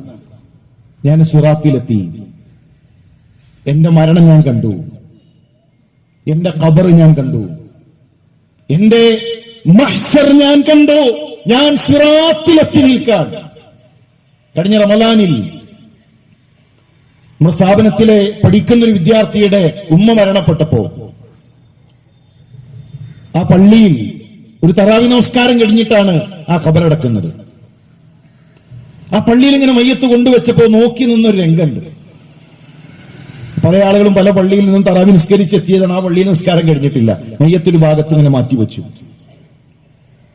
ആളുകളെല്ലാം കഥ പറഞ്ഞിരിക്കാൻ. നിസ്കാരം കഴിഞ്ഞവർക്ക് കുടിക്കാനുള്ള കഹുവുണ്ട് അവിടെ. കുറെ ആൾക്കാർ കഹുവ കുടിക്കുന്നു, കുറെ ആൾക്കാർ കഥ പറയുന്നു. ഒരാളും അരികിലില്ലാതെ, ഒരാളും ഒന്ന് തിരിഞ്ഞു നോക്കാനില്ലാതെ 3 കഷ്ണം തുണികളിൽ പൊതിഞ്ഞ് ഒരു മയ്യത്ത് ഇങ്ങനെ ആ പള്ളിയിലിരിക്കുന്നു. നമ്മൾ മരിച്ചാൽ ആർക്കെങ്കിലും നഷ്ടമുണ്ടോ കൂട്ടരെ? ഒരാൾക്കും നഷ്ടമില്ല. നമുക്ക് മാത്രമേ നഷ്ടമുള്ളൂ. നമുക്ക് മാത്രമേ നഷ്ടമുള്ളൂ. നമ്മുടെ അമലിന്റെ സമയം കഴിഞ്ഞു. എത്ര ആളുകൾ നമ്മളെ കാത്തിരിക്കും? നമ്മളൊന്ന് ആലോചിക്കണം നമ്മുടെ മരണത്തെക്കുറിച്ച്. നമ്മുടെ വീട്ടിൽ 3 കഷ്ണം തുണികളിൽ നമ്മുടെ മയ്യത്ത് കൊണ്ടുവെക്കുന്നത് നമ്മളൊന്ന് കാണണം.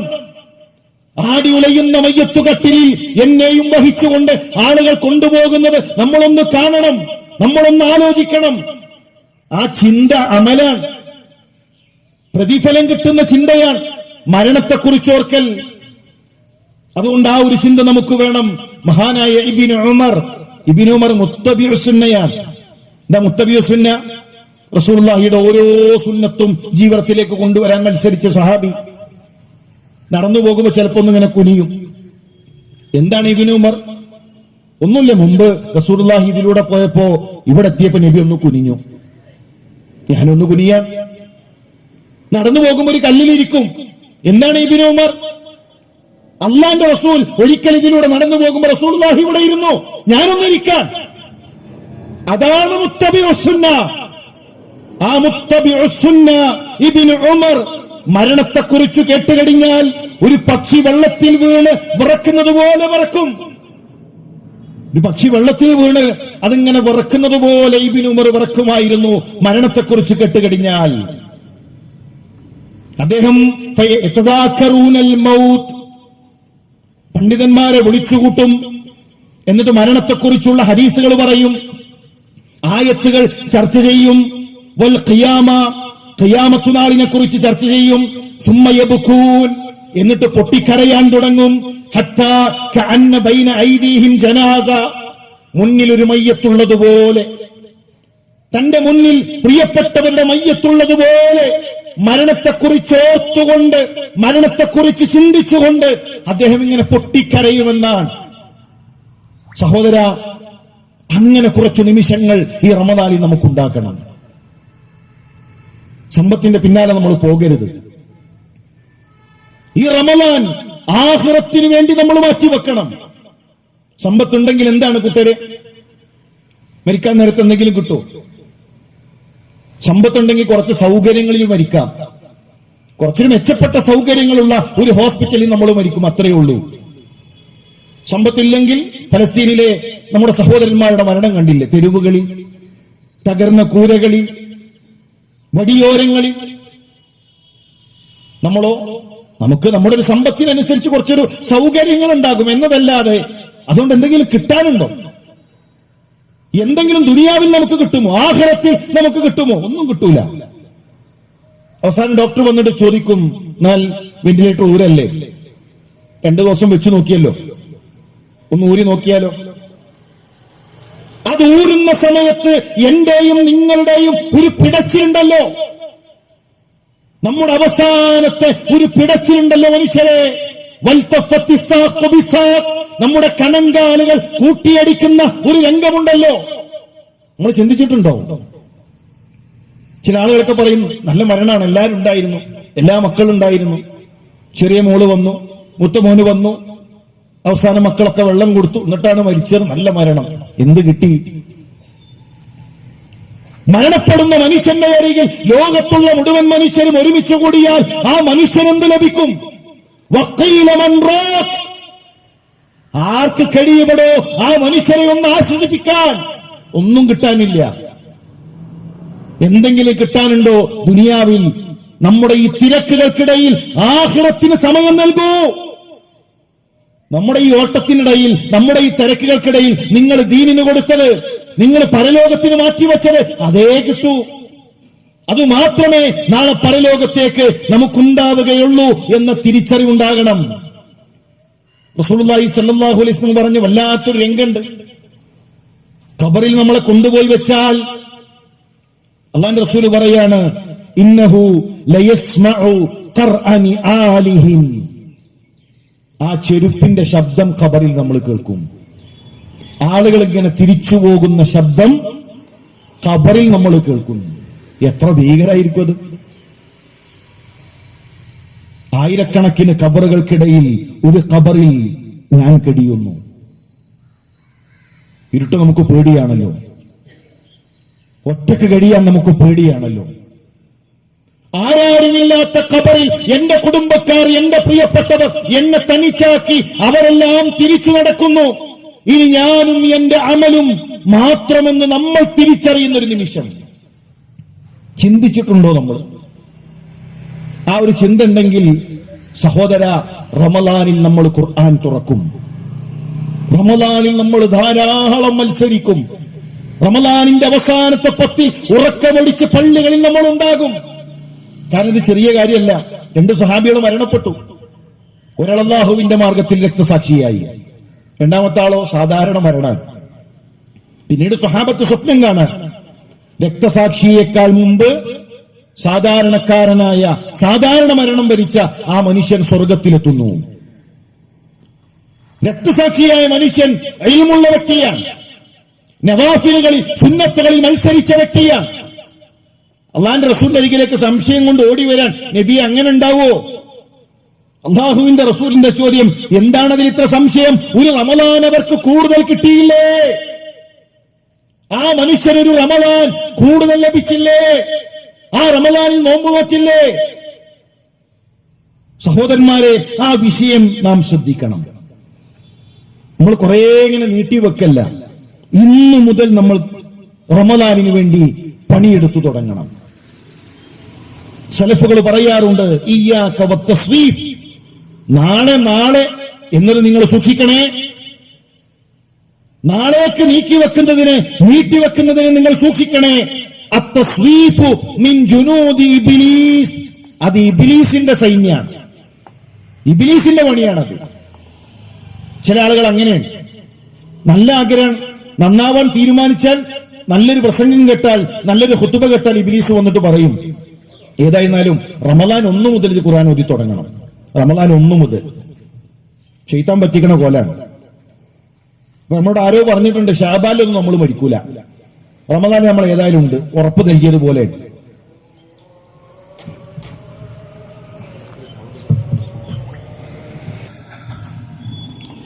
അസ്സലാമു അലൈക്കും വറഹ്മത്തുള്ളാഹി. ഇൻഷാല്ലാഹ് നമസ്കാരത്തിന് വേണ്ടി പിരിയും.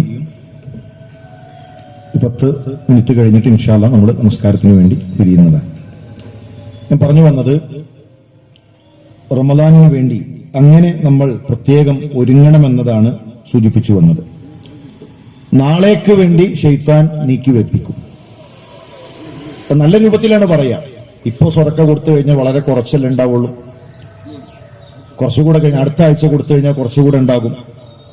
അല്ലെങ്കിൽ പിന്നെ ഇപ്പൊ നിന്റെ കട കുറച്ചൊരു പ്രയാസത്തിലാണല്ലോ, ആ കച്ചവടമൊക്കെ ഒന്ന് ഉഷാറായിട്ട് സ്വതക്ക കൊടുക്കാം, അപ്പൊ കൂടുതൽ കൊടുക്കാൻ കഴിയും. അവസാനത്തെ 10 ഏതായാലും 2 ഖത്തമ് തീർക്കും.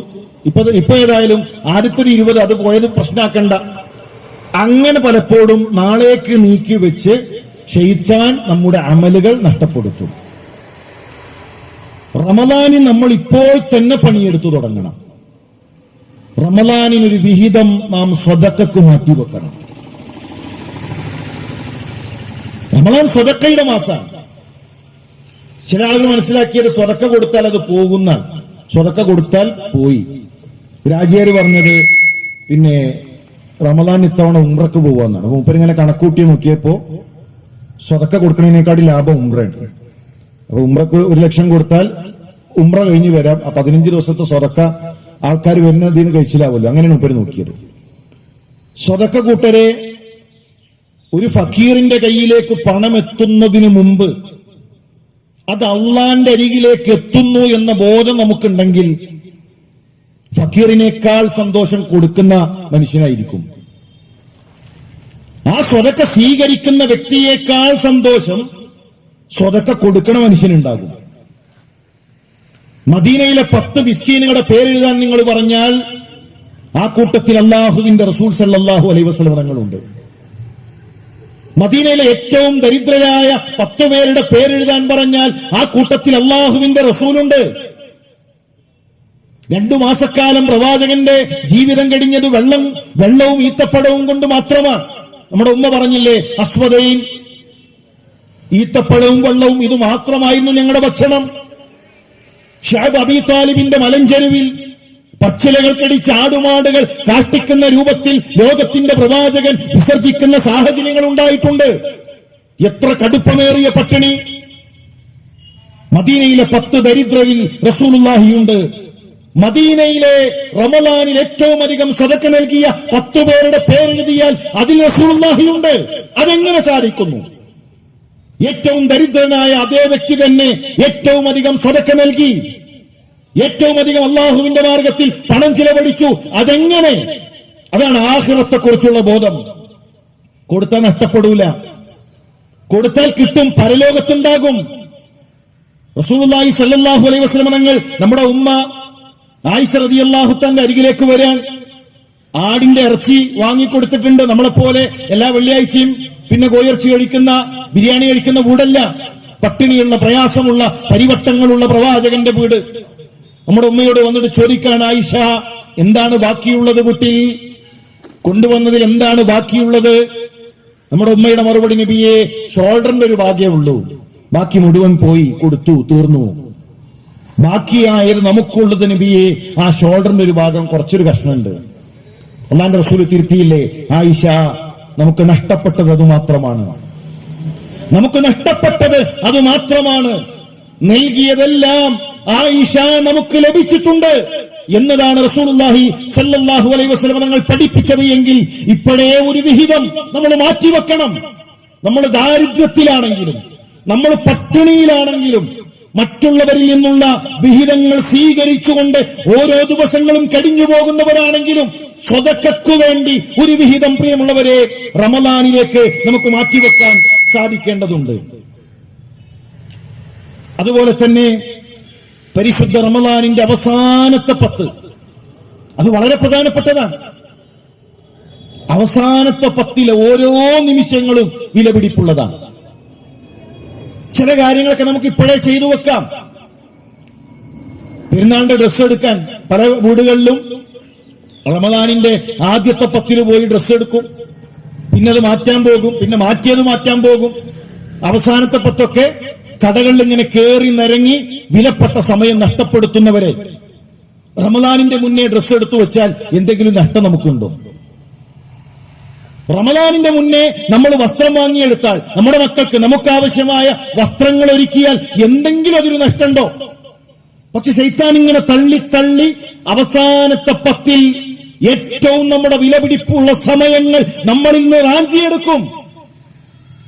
റസൂലുള്ളാഹി സ്വല്ലല്ലാഹു അലൈഹി വസല്ലം തങ്ങൾ, പ്രവാചകന്റെ ഭാര്യമാർ, പ്രവാചകന്റെ സ്വഹാബാക്കൾ അവസാനത്തെ 10 പള്ളിയിലാണ്, ഇഅ്തികാഫിലാണ്. നമ്മുടെ ഉമ്മയോട് ഒരാൾ സലാം പറഞ്ഞാൽ നിന്നുകൊണ്ട് സലാം മടക്കാൻ ആയിഷ റളിയല്ലാഹു തആല ഇഷ്ടപ്പെടാറില്ല. പള്ളിയിലേക്ക് വേഗത്തിൽ അവർ നടക്കും. ആ നിൽക്കുന്ന സമയം പോലും അവസാനത്തെ 10 എനിക്ക് നഷ്ടപ്പെടരുത്. എത്ര ശ്രദ്ധയാണ് അവസാനത്തെ 10 വിഷയത്തിൽ അവർക്കുണ്ടായിരുന്നത്. അതുകൊണ്ട് അവസാനത്തെ 10 വളരെ ഗൗരവത്തോടുകൂടെ നമ്മൾ നോക്കിക്കാണേണ്ടതുണ്ട്. നമ്മളെ സംബന്ധിച്ചിടത്തോളം നമ്മുടെ യാത്ര ഇന്നമാ തുവഫൗന ഉജൂറക്കും യൗമൽ ഖിയാമ, ഖിയാമത്ത് നാളിൽ നമ്മൾ ചെയ്തത്, നമ്മൾ പ്രവർത്തിച്ചത്, ആ പ്രവർത്തിച്ചതിലേക്കാണ് നമ്മൾ ഈ പോയിക്കൊണ്ടിരിക്കുന്നത്, അതിലേക്കാണ് നമ്മളെ കൊണ്ടുപോകുന്നത്. അതുകൊണ്ട് ധാരാളം അമലുകൾ നമുക്കുണ്ടാകണം. റമളാനിന്റെ മുന്നേ നമ്മൾ തിരുത്തേണ്ട ചില കാര്യങ്ങൾ, ബന്ധങ്ങളിൽ വല്ല പ്രശ്നങ്ങളും ഉണ്ടെങ്കിൽ റസൂലുള്ളാഹി സ്വല്ലല്ലാഹു അലൈഹി വസല്ലം പറഞ്ഞില്ലേ, ശഅബാനിൽ അല്ലാഹു 2 വിഭാഗത്തിന് പുറത്തു കൊടുക്കും. ഒരു വിഭാഗം ആരാണ്? മനസ്സിന് പ്രയാസങ്ങളുള്ളവർ, മനസ്സിൽ വിദ്വേഷങ്ങളുള്ളവർ മനസ്സ് ശുദ്ധമാക്കണം. എല്ലാവരെയും സ്നേഹിക്കാൻ, പ്രത്യേകിച്ച് നമ്മുടെ മാതാപിതാക്കളെ അകറ്റി നിർത്തുന്ന മനുഷ്യരുണ്ട്. പ്രായമായാൽ അതൊരു തന്തയാണ്, അതൊരു തള്ളയാണെന്ന് പറഞ്ഞ് വീടിന്റെ ഒരു മൂലയിലേക്ക് മാറ്റി നിർത്തുന്നവരുണ്ട്. അബൂ ഹുറൈറ റളിയല്ലാഹു തആല അൻഹു അസ്ഹാബു സുഫയിൽപ്പെട്ട സ്വഹാബിയ. റസൂലുള്ളാഹി 2 ഈത്തപ്പഴം കൊടുത്തു. 2 ഈത്തപ്പഴം എത്ര ഉണ്ടാവും അതിന്റെ ഒരു വലിപ്പം? ഒരു മനുഷ്യൻ എത്ര വിശപ്പ് മാറും 2 ഈത്തപ്പഴം കഴിച്ചാൽ? അബൂ ഹുറൈറ 1 ഈത്തപ്പഴം കഴിച്ചു. അടുത്ത ഈത്തപ്പഴം ഇങ്ങനെ കയ്യിൽ പിടിച്ചു. അള്ളാന്റെ റസൂൽ ഇത് കാണാണ്. അബൂ ഹുറൈറ കടിക്കുന്നില്ലേ അബൂ ഹുറൈറ? അള്ളാഹുവിന്റെ റസൂലേ, എന്റെ ഉമ്മാക്ക് മാറ്റിവെച്ചതാണ് റസൂലേ. അതാണ് ഇസ്ലാം. ഉമ്മ മരിച്ചാൽ ഉമ്മാനെ തെറി പറയുന്ന സോഷ്യൽ മീഡിയകളിലൂടെ തോന്നിവാസങ്ങൾ എഴുതി വെക്കുന്ന സംസ്കാരമല്ല. വിശപ്പ് സഹിക്കുമ്പോ, പട്ടിണി കിടക്കുമ്പോ ആ വിശപ്പ് സഹിക്കുന്ന ഘട്ടത്തിലും ഒരു വിഹിതം ഉമ്മാക്ക് വേണ്ടി മാറ്റിവെക്കുന്ന സംസ്കാരമാണ് ഇസ്ലാം. നമ്മുടെ മാതാപിതാക്കളുമായുള്ള ബന്ധം ശരിയാക്കിയിട്ടാണ് റമദാനിലേക്ക് നമ്മൾ പ്രവേശിക്കേണ്ടത്. ഉമ്മയുമായുള്ള ബന്ധം ശരിയാക്കാതെ, നമ്മുടെ ഉപ്പയുമായുള്ള ബന്ധം ശരിയാക്കാതെ റബ്ബുമായിട്ടുള്ള നമ്മുടെ ബന്ധം കൂട്ടരേ അത് ശരിയാവുകയില്ല. യമനിൽ നിന്നാണ് ഒരു സ്വഹാബി വരുന്നത്.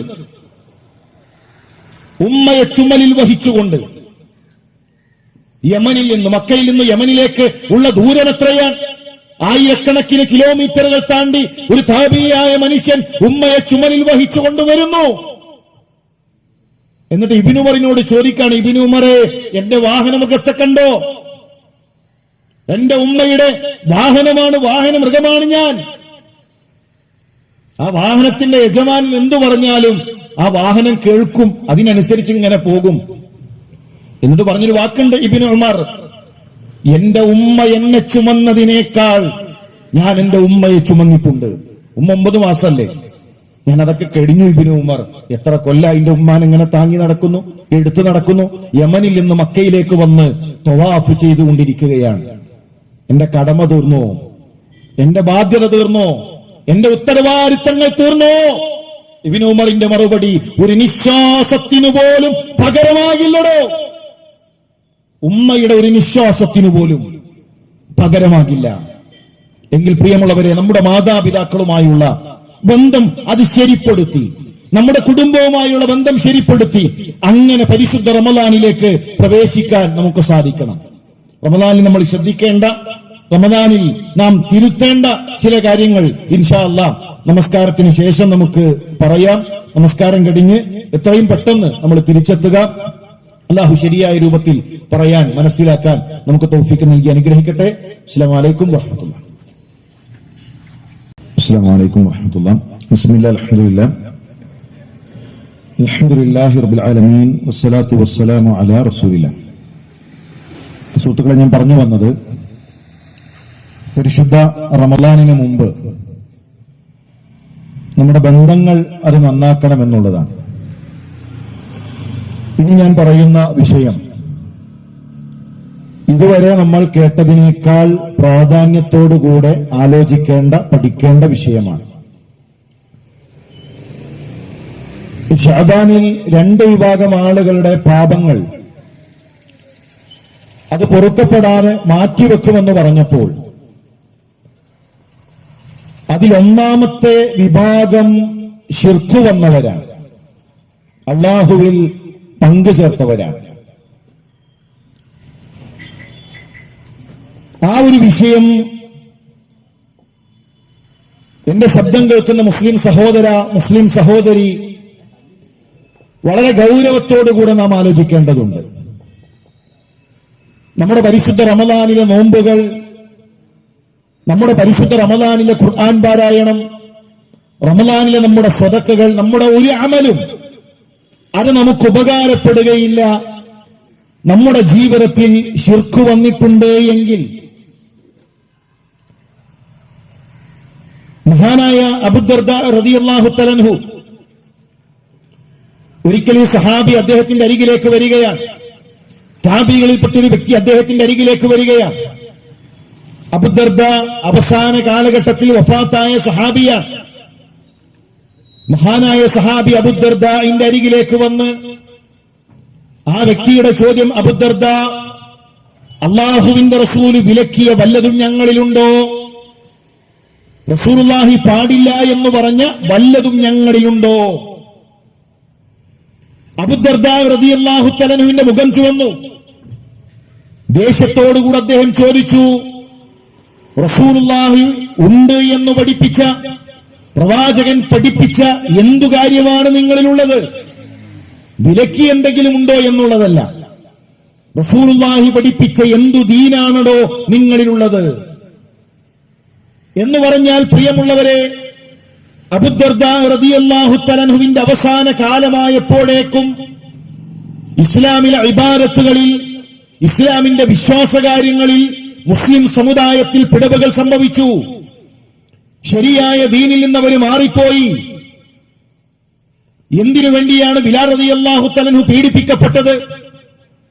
എന്തിനു വേണ്ടിയാണ് ഹബ്ബാബും ഹുബൈബും ആക്രമിക്കപ്പെട്ടത്? ശഅബ് അബീ താലിബിന്റെ മലഞ്ചെരുവിൽ ഒരു മുഹറം മാസം മുതൽ നബുവത്തിന്റെ 7ാമത്തെ വർഷം മുതൽ നബുവത്തിന്റെ 10ാമത്തെ വർഷം വരെ 3 വർഷക്കാലം പട്ടിണിക്കിട്ടത് എന്തിന്റെ പേരിലാണ്? ഇത് നമ്മൾ ചിന്തിച്ചിട്ടുണ്ടോ? നിസ്കാരമായിരുന്നോ വിഷയം? 5 വക്ത് നമസ്കരിക്കണം എന്നതിന്റെ പേരിലായിരുന്നോ മക്കയിലെ മുശ്രിക്കീങ്ങൾ ആക്രമിച്ചത്? അല്ലല്ലോ. നമസ്കാരം ഇസ്രാ മിഅ്റാജിലാണ്. നോമ്പ് നോൽക്കണമെന്ന് പറഞ്ഞതിന്റെ പേരിലായിരുന്നോ മക്കയിൽ പ്രയാസങ്ങൾ ഉണ്ടായത്? അബൂലഹബും ഉത്ബത്തും ശൈബത്തും ആക്രമിക്കാനിറങ്ങിയത്? നോമ്പല്ല വിഷയം. റമളാനിലെ നോമ്പ് മദീനയിലാണ്, ഹിജ്റയുടെ 2ലാണ്. സക്കാത്ത് അല്ല വിഷയം. സക്കാത്തിന്റെ പേരിൽ പ്രശ്നങ്ങൾ ഉണ്ടായിട്ടില്ല. സക്കാത്ത് ഹിജ്റയുടെ 3ലാണ്, ഹിജ്റയുടെ 9ലാണ് ഹജ്ജ്. അപ്പൊ നമസ്കാരമല്ല, നോമ്പല്ല, സക്കാത്തല്ല, ഹജ്ജല്ല, ഇതിന്റെ പേരിലൊന്നും ആക്രമിക്കപ്പെട്ടിട്ടേയില്ല. മക്കയിൽ നിന്ന് ഒരു വിലക്കുണ്ടായത്, മക്കയിൽ നിന്ന് ആട്ടിപ്പുറത്താക്കിയത്, ബിലാലിനെയും ഹബ്ബാബിനെയും ഹുബൈബിനെയും ആക്രമിച്ചത് ഒരേ ഒരു വിഷയം, അത് ലാ ഇലാഹ ഇല്ലല്ലാഹ്. അല്ലാഹു അല്ലാത്തവരോട് പ്രാർത്ഥിക്കരുത് കൂട്ടരെ, അല്ലാഹു അല്ലാത്തവരോട് സഹായം ചോദിക്കരുത് കൂട്ടരെ, അല്ലാഹുവല്ലാത്ത ഏതെങ്കിലും വസ്തുക്കളിലോ ഏതെങ്കിലും വ്യക്തികളിലോ നിങ്ങൾ അഭയം തേടരുത് എന്ന ആദർശം പഠിപ്പിച്ചതിന്റെ പേരിലാണ് ഈ അക്രമങ്ങളും ഈ പീഡനങ്ങളും ഉണ്ടായത് എങ്കിൽ, ശരിയായ ഇസ്ലാം ദീനിൽ നിന്ന്, ശരിയായ വിശ്വാസത്തിൽ നിന്ന് ഏതൊരാദർശത്തിനു വേണ്ടിയാണോ റസൂലുള്ളാഹിയും സ്വഹാബത്തും ത്യാഗം സഹിച്ചത്, അതേ ആദർശത്തിൽ നിന്ന് ഇന്ന് മുസ്ലിം സമുദായം മാറിപ്പോകുന്നു. മഹാനായ ഇമാം സുഹരി അനസ് ബിൻ മാലിക് റളിയല്ലാഹു തആല അൻഹുവിന്റെ അരികിലേക്ക് വരുന്നു. ആരാണ് അനസ് ബിൻ മാലിക്? ഖാദിം റസൂലില്ലാഹ്, റസൂലുള്ളാഹിയുടെ ഖാദിം.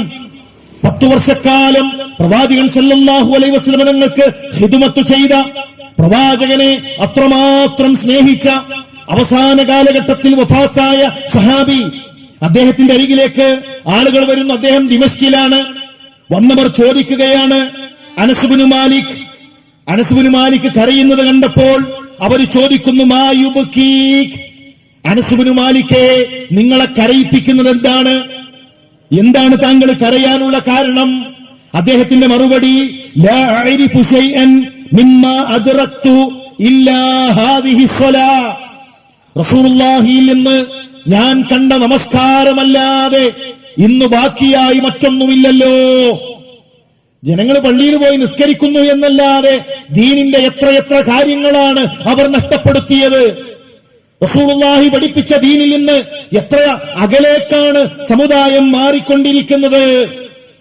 നമ്മൾ ആലോചിക്കേണ്ടത് നമ്മുടെ വിഷയം എന്താണ്? എന്താണ് ഇന്ന് മുസ്ലിം സമുദായത്തിന്റെ ഏറ്റവും അടിസ്ഥാനപരമായ തൗഹീദിന്റെ വിഷയത്തിലുള്ള അവസ്ഥ? തർക്കങ്ങൾ മാറ്റിവെച്ച്, മുൻധാരണകൾ മാറ്റിവെച്ച്, പ്രിയമുള്ളവരെ, ഇതൊന്നു കേൾക്കണേ. എന്താണ് പ്രവാചകൻ പഠിപ്പിച്ച തൗഹീദിൽ നിന്ന് ഇന്ന് സമുദായം എത്തി നിൽക്കുന്നത്? ലോകത്ത് നിന്ന് വിട പറയുന്ന അവസാന നിമിഷങ്ങളിൽ നമ്മുടെ ഉമ്മ പ്രവാചകന്റെ ചുണ്ടിലേക്ക് കാതുകൾ ചേർത്തു വെക്കുന്നു.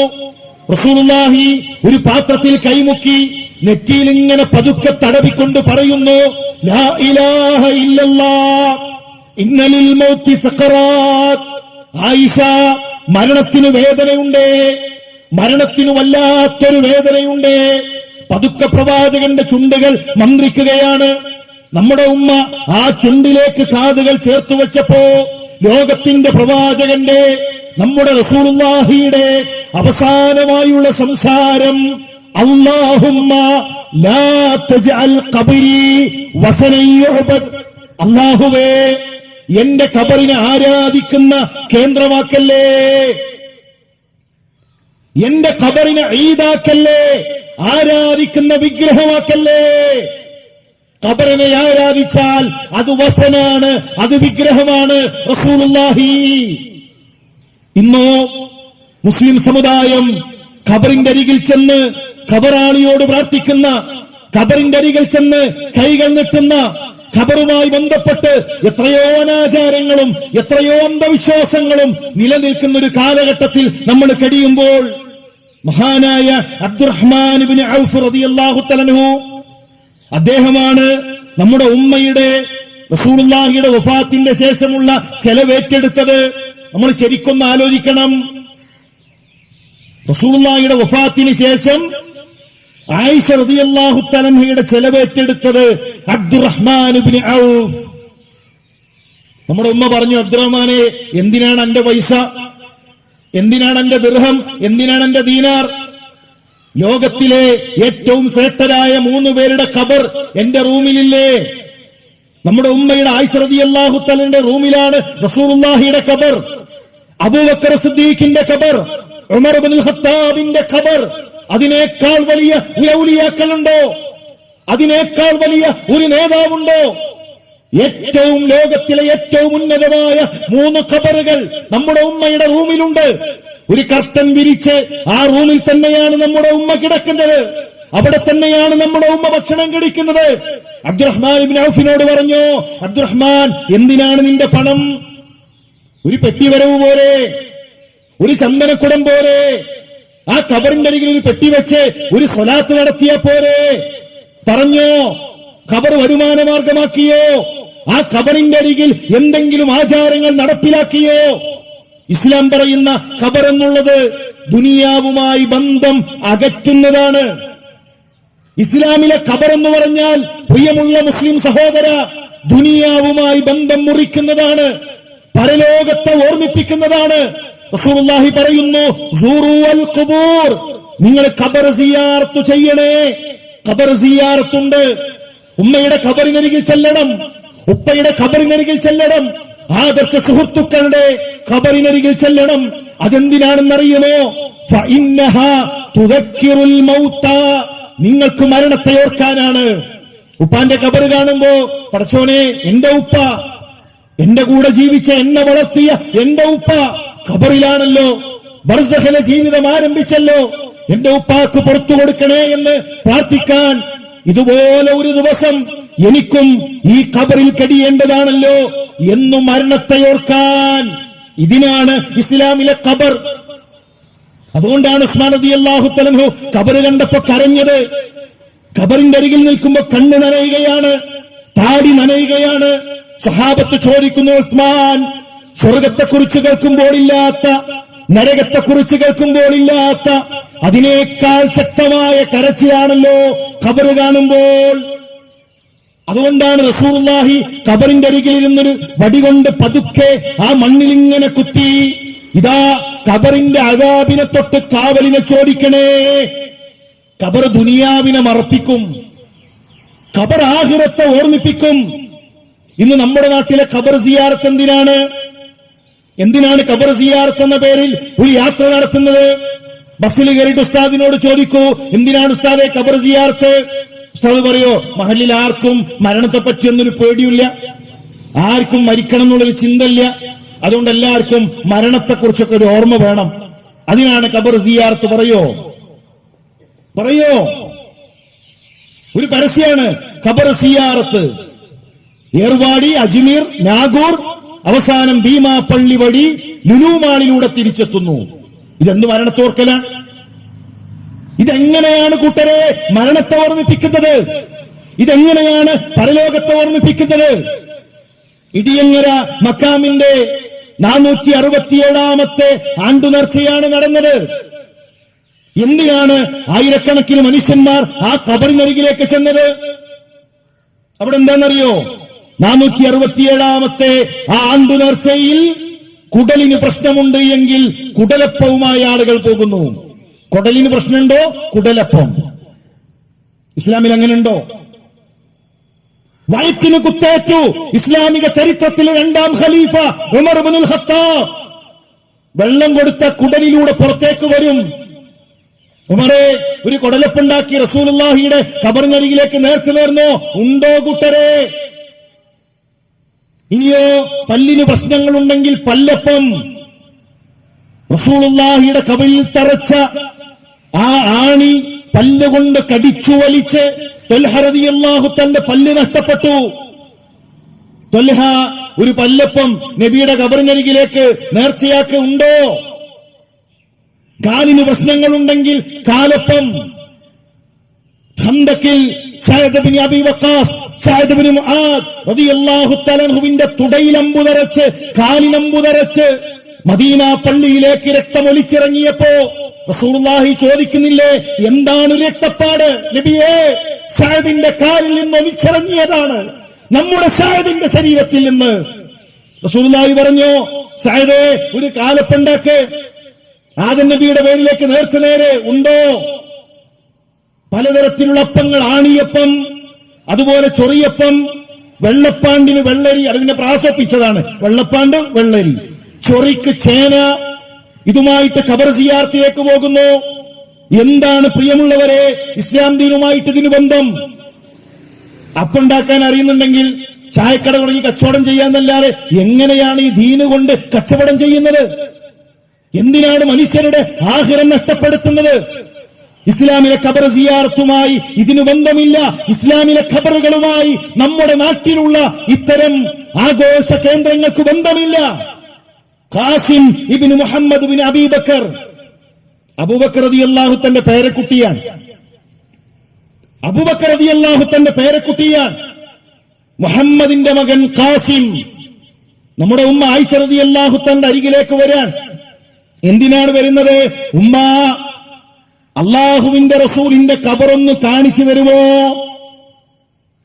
വെല്ലിപ്പാന്റെ ഖബറുണ്ട് അവിടെ.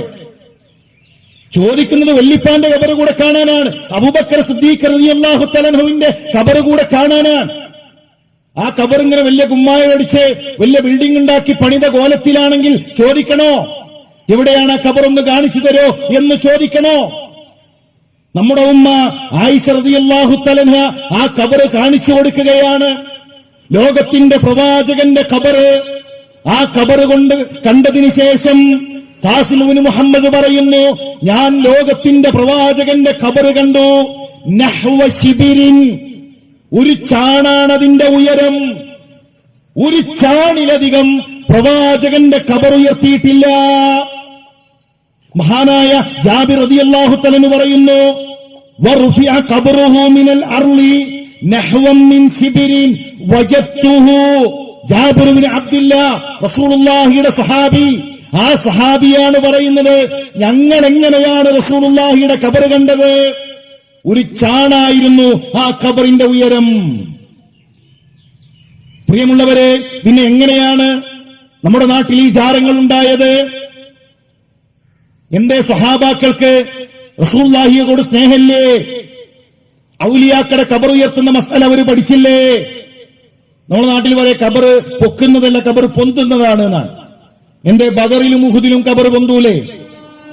കറാമത്തോണ്ട് ഖബർ പൊന്തുന്നതാണ്, ഞങ്ങൾ പൊക്കുന്നതല്ല. എന്റെ ബദരീങ്ങളുടെ ഖബർ പൊന്തില്ലേ?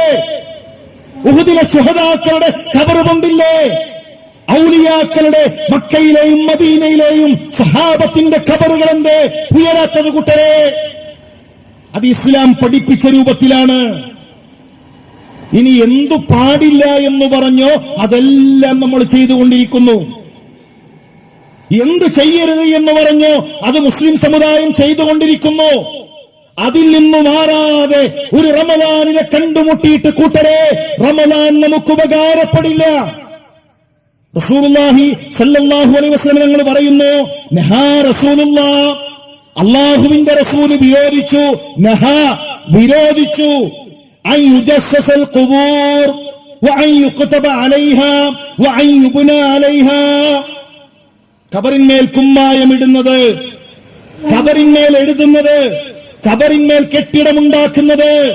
എത്ര ഖബറുകളാണ് നമ്മുടെ നാട്ടിൽ ഉയർത്തപ്പെട്ടിട്ടുള്ളത്? ഖബറിന്മേൽ എഴുതരുത്. 786 ചന്ദ്രക്കല, ഒരു നക്ഷത്രം, date of birth, Basheer Haji, Fathimakutty, പേരെഴുതി വെക്കാൻ ആര് പഠിപ്പിച്ചു കൂട്ടരെ?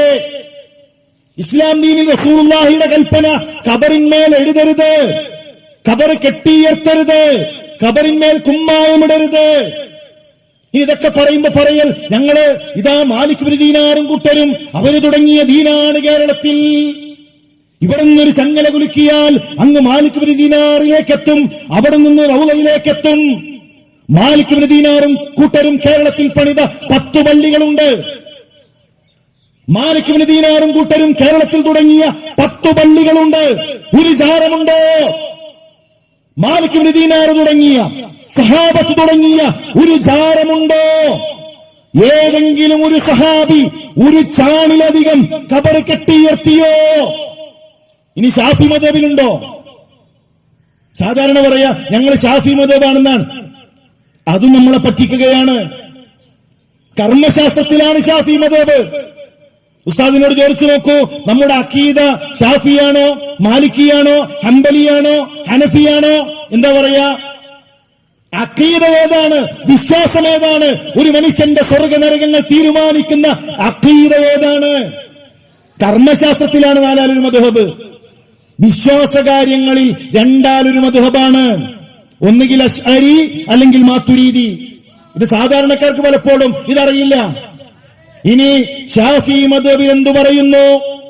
ഷാഫി മദ്ഹബിലെ തർജീഹിന്റെ മുജ്തഹിദായ ഇമാം നവവി അദ്ദേഹം പറയുകയാണ്, ഫീഹി അന്ന സുന്നത അന്നൽ ഖബറ ലാ യുർഫഉ അലൽ അർളി റഫ്അൻ കസീറാ. ഖബർ ഉയർത്തരുത്. വലാ യുസന്നമു ബൽ യുർഫഉ നഹ്വ ശിബിരിൻ വയുസത്തഹ് വഹാദാ മദ്ഹബു ശാഫിഈ വമൻ വാഫഖഹു. ഖബർ നിങ്ങൾ കൂർപ്പിക്കരുത്, ഖബർ നിങ്ങൾ നിരപ്പാക്കണം. വഹാദാ മദ്ഹബു ശാഫിഈ, ഇതാണ് ഷാഫിഈ മദ്ഹബ്. ഇമാം ഷാഫിയെ ആ മദ്ഹബിനോട് യോജിച്ചവരുടെയും അഭിപ്രായം. അവ കൂട്ടരെ, എങ്ങനെയാണ് പിന്നെ ഈ ഒരു ആചാരം ഉണ്ടായത്? റസൂലുള്ളാഹിയുടെ കാലഘട്ടത്തിൽ പള്ളിയും ഖബറും തന്നെ ബന്ധമില്ല. പള്ളിയും ഖബറും ഒന്നും ബന്ധമില്ല. മസ്ജിദുൻ നബവിയിൽ നിന്ന് 1/2 കിലോമീറ്റർ അപ്പുറമാണ് അന്ന് ഖബർ. പള്ളിയിലെന്ന് ഖബറേ ഇല്ല. പള്ളിയുടെ തൊട്ടരികിലെന്ന് ഖബറില്ല. 1/2 കിലോമീറ്റർ കഴിഞ്ഞാണ് അന്ന് ഖബർ. പിന്നെ പള്ളി വികസിപ്പിച്ചു, ഖബർസ്ഥാനും വികസിപ്പിച്ചു. അപ്പോഴാണ് മസ്ജിദുൻ നബവിയുടെ അരികിലേക്ക് ബഖീ എത്തുന്നത്. ചരിത്രം പഠിക്കൂ. അന്ന് മയ്യിത്ത് നിസ്കാരം എവിടെ? മസ്ജിദുൻ നബവിയിലാണോ? ഖബർസ്ഥാനിന്റെ അരികിൽ അതിനുള്ള സൗകര്യം ഉണ്ടായിരുന്നു. അവിടെയാണ് നമസ്കാരം. ഇന്ന് പള്ളിയുടെ ഉള്ളിലേക്ക് ഖബറുകൾ എത്തുന്നു. ഖബർസ്ഥാനിന് വേണ്ടി പള്ളികൾ ഉണ്ടാക്കുന്നു. ഖബർ സിയാറത്തിന് വേണ്ടി എത്തുന്നവർക്ക് വേണ്ടി പ്രത്യേകമായ പള്ളികൾ ഒരുക്കുന്ന അവസ്ഥയിലേക്ക് എത്തിക്കൊണ്ടിരിക്കുന്നു. പ്രിയമുള്ളവരെ, അല്ലാഹുവല്ലാത്തവരെ വിളിച്ചു പ്രാർത്ഥിക്കുന്ന സാഹചര്യത്തിലേക്ക് ഈ ഉമ്മത്തെത്തുന്നു. എത്ര ഗൗരവമുള്ള വിഷയമാണ്! ഏത് വിഷയവും അല്ലാഹു പൊറുക്കും, ഏത് കാര്യവും അല്ലാഹു പൊറുക്കും. ശിർക്കൊഴികെ അല്ലാഹുവിൽ പങ്കു ചേർത്താൽ അത് പൊറുക്കില്ല കൂട്ടരെ. ആഖിറം നഷ്ടപ്പെടും. നമ്മുടെ നമസ്കാരം അല്ലാഹു സ്വീകരിക്കില്ല. ഇത് ചെറിയ കാര്യമല്ല. പലരും പിടിവാശി കൊണ്ട് സത്യം മനസ്സിലാക്കിയിട്ടും സ്വീകരിക്കാത്തവരാണ്. അബൂതാലിബിനോളം റസൂലുള്ളാഹിയെ സ്നേഹിച്ച മനുഷ്യനുണ്ടോ? 40 കൊല്ലം റസൂലുള്ളാഹി സ്വല്ലല്ലാഹു അലൈഹി വസല്ലം തങ്ങളെ സംരക്ഷിച്ച മനുഷ്യനാണ് അബൂതാലിബ്. ഷഅബ് അബീ താലിബിന്റെ മലഞ്ചെരുവിൽ 3 വർഷക്കാലം റസൂലുള്ളാഹി കഴിയുമ്പോ രാത്രി അള്ളാന്റെ റസൂലിനെ വന്നിട്ട് വിളിക്കും, മുഹമ്മദ് എഴുന്നേൽക്ക്, നീ ചെന്ന് അലിയുടെ വിരിപ്പിൽ പോയി കിടക്കുക, നിന്റെ വിരിപ്പിൽ അലി കിടക്കട്ടെ. സ്വന്തം മോനെ റസൂലുള്ളാഹിയുടെ സ്ഥാനത്ത് കൊണ്ടുവന്ന് കിടത്താൻ. എന്തിനാ? ശത്രുക്കൾ ആരെങ്കിലും രാത്രി അള്ളാഹുവിന്റെ റസൂലിനെ ആക്രമിക്കാൻ വരുമോ എന്ന് പേടിച്ച് സ്വന്തം മകനെ അള്ളാഹുവിന്റെ റസൂലിന്റെ സ്ഥാനത്ത് കിടത്തി പ്രവാചകനെ തന്റെ മക്കളെ വിരിപ്പിൽ കൊണ്ടുപോയി കിടത്താൻ. അങ്ങനെ സ്നേഹിച്ചൊരു മനുഷ്യൻ. അതുപോലെ റസൂലുള്ളാഹിയെ സ്നേഹിച്ച ആരെങ്കിലും ഉണ്ടോ? മരിക്കാൻ നേരത്ത്, മരണാസന്നമായി കിടക്കുന്ന സമയത്ത് റസൂലുള്ളാഹി വരുന്നുണ്ട്. കണ്ണുകൾ നിറച്ച് ലോകത്തിന്റെ പ്രവാചകൻ വരുന്നു. യാ അമ്മി ഖുൽ ലാ ഇലാഹ ഇല്ലല്ലാഹ്, പ്രിയപ്പെട്ട മൂത്താപ്പ, ഒന്ന് ലാ ഇലാഹ ഇല്ലല്ലാഹ് പറയണേ. കലിമത്തൻ അശ്ഹദു ലക ബിഹാ ഇൻദല്ലാഹ്, അള്ളാഹുവിന്റെ കോടതിയിൽ ഈ മുഹമ്മദ് മൂത്താപ്പ നിങ്ങൾക്ക് വേണ്ടി സംസാരിക്കാം. ഒരൊറ്റ കലിമത്ത് ലാ ഇലാഹ ഇല്ലല്ലാഹ് എന്ന് പറയണേ. അല്ലല്ല എന്ന് പറഞ്ഞ ആളാണ് അബൂ താലിബ്? അല്ലല്ലോ. അള്ളാഹു ഉണ്ട് എന്നറിയാം, അബ്ദുൽ മുത്തലിബിന് പറയാം. മുശ്രിക്ക് എന്ന് പറഞ്ഞാൽ എന്താ? അള്ളാഹുവിൽ പങ്കു ചേർത്തവർ, നിഷേധിച്ചവരല്ല, പങ്കു ചേർത്തവർ. റബ്ബുണ്ട്, ആ റബ്ബിൽ പങ്കു ചേർത്തു. ലാത്ത വേണം, ഉസ്സ വേണം, അള്ളാഹു അല്ലാത്തവർ വേണം. ലാത്തി ഉസ്സയും ചില്ലറക്കാരല്ല. അവര് പ്രാർത്ഥിച്ചത് ഇബ്രാഹിം നബിയോടാണ്, അവര് ചോദിച്ചത് ഇസ്മായിൽ നബിയോടാണ്. റസൂലുള്ളാഹി പറയാണ്, ഒന്ന് ലാ ഇലാഹ ഇല്ലല്ലാഹ് പറയണേ. ചുറ്റും മക്കയിലെ പ്രമാണിമാരുണ്ട്, അബൂജഹലുണ്ട്, അബൂ സുഫിയാനുണ്ട്. അവരുടെ ചോദ്യം, അത്തർഗബു അൻ മില്ലത്തി അബ്ദുൽ മുത്തലിബ്, കാക്കുകാരണവന്മാരുടെ മാർഗം വിടാണോ? അബ്ദുൽ മുത്തലിബിന്റെ മാർഗം വിടാണോ? നാട്ടിലെ ബഹുഭൂരിപക്ഷത്തിൽ നിന്ന് മാറിപ്പോവുകയാണോ? വല്ലാത്തൊരു സാഹചര്യത്തിലൂടെയാണ് അബൂ താലിബ് കടന്നു പോകുന്നത്. മനസ്സിലാക്കിയ സത്യം ഒരു ഭാഗത്ത്, മറുഭാഗത്ത് സമൂഹത്തിലെ ഭൂരിപക്ഷം, നാട്ടിലെ കാരണവന്മാർ, കാരണവന്മാരുടെ പാത പിൻപറ്റണമെന്ന് പറയുന്നവർ. അബൂ താലിബ് പറയാണ്, വലഖദ് അലിംതു ബി അന്ന ദീന മുഹമ്മദിൻ മിൻ കുല്ലി അദിയാനിൽ ബരിയത്തി ദീനാ.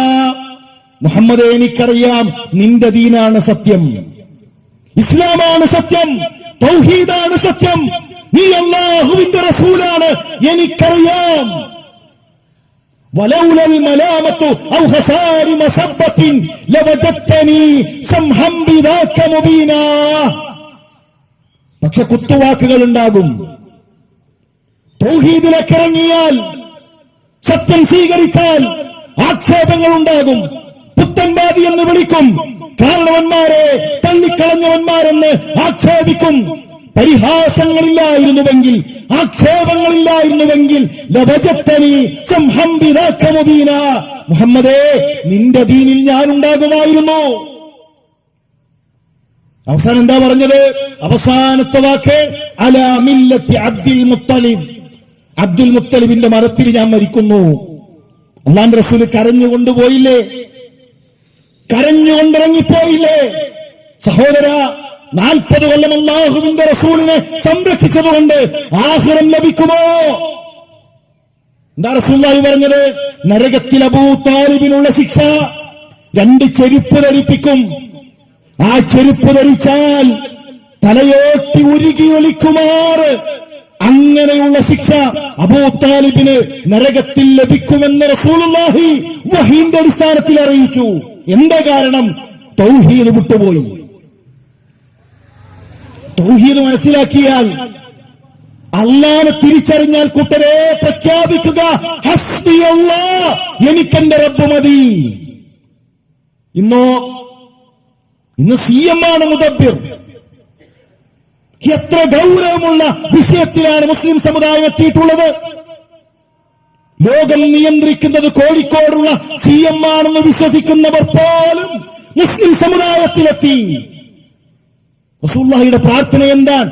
വലാ തകിൽനി നഫ്സി തർഫത ഐൻ, ഒരു കണ്ണിമ വെട്ടുന്ന നേരം പോലും എന്റെ കാര്യം എന്നെ ഏൽപ്പിക്കല്ല റബ്ബേ.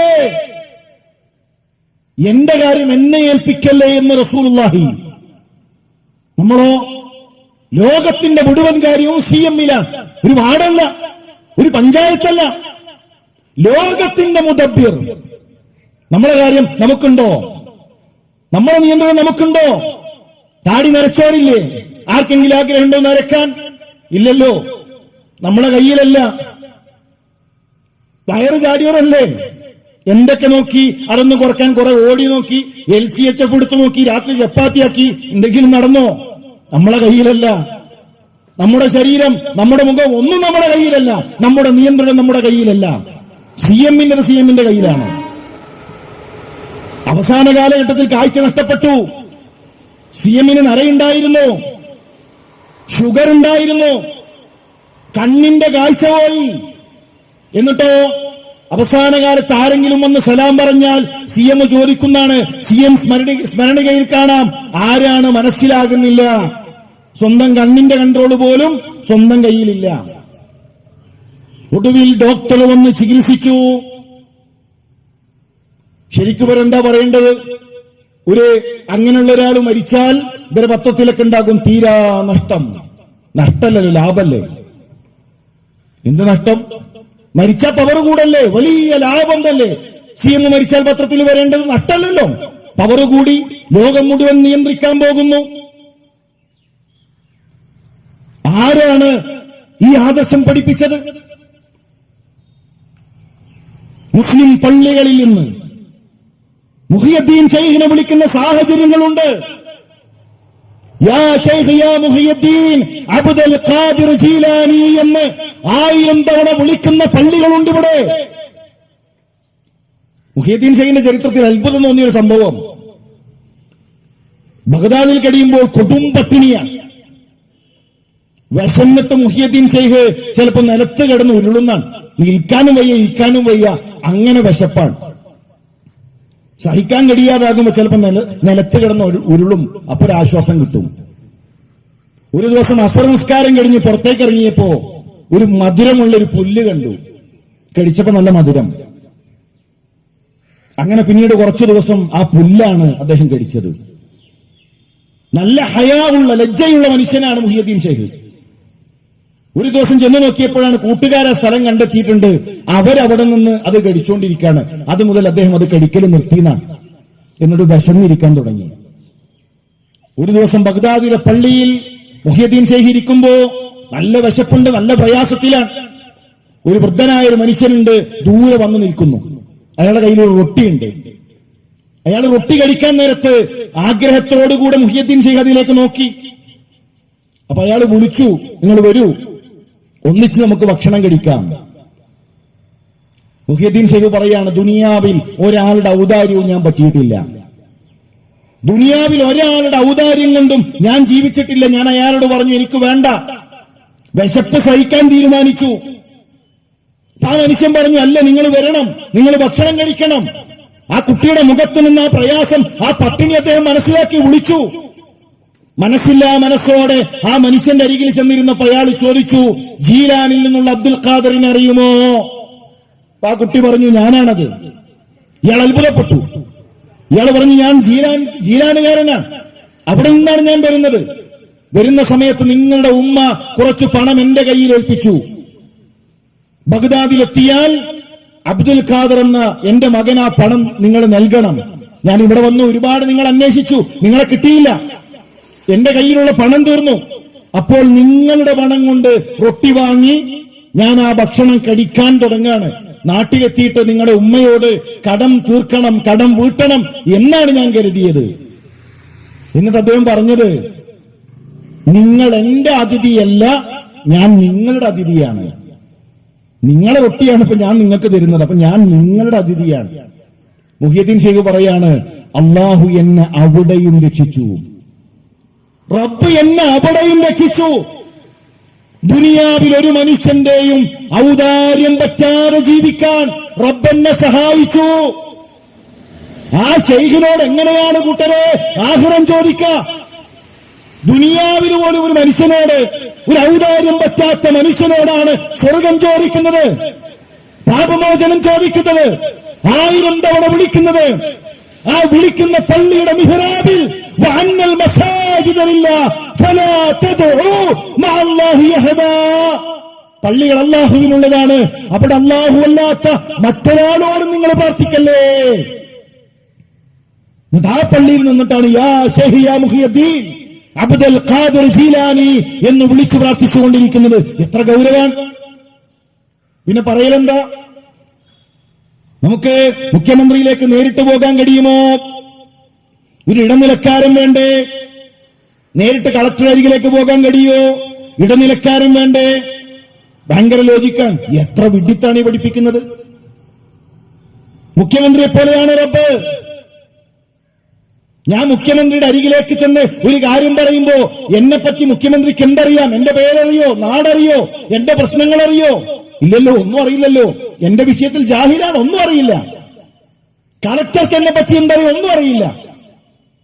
ഞാൻ എന്ത് ചെയ്യണം? ഞാൻ ഗുമസ്തനോട് പറയണം, ക്ലർക്കിനോട് പറയണം. ഇനി നേരെ തിരിച്ചൊന്ന് ചിന്തിക്കും. കളക്ടർ എന്റെ അയൽവാസിയാണ്, അല്ലെങ്കിൽ എന്റെ കൂടെ പഠിച്ച ആളാണ്. ഞാൻ ആരോടാ പറയേണ്ടത്? ക്ലർക്കിനോടാണോ കളക്ടറോടാണോ? എന്നെ അറിയുന്ന കളക്ടറോട് പറയണമോ? എന്റെ കൂട്ടുകാരനായ എന്റെ പരിചിതനായ വ്യക്തിയോട് പറയണമോ? അതല്ല ഇടനിലക്കാരനെ സ്വീകരിക്കണോ? റബ്ബാരാണ് കൂട്ടരെ, നമ്മളെ അറിയുന്ന. വഇദാ സഅലക ഇബാദി അന്നി ഫഇന്നി ഖരീബ്.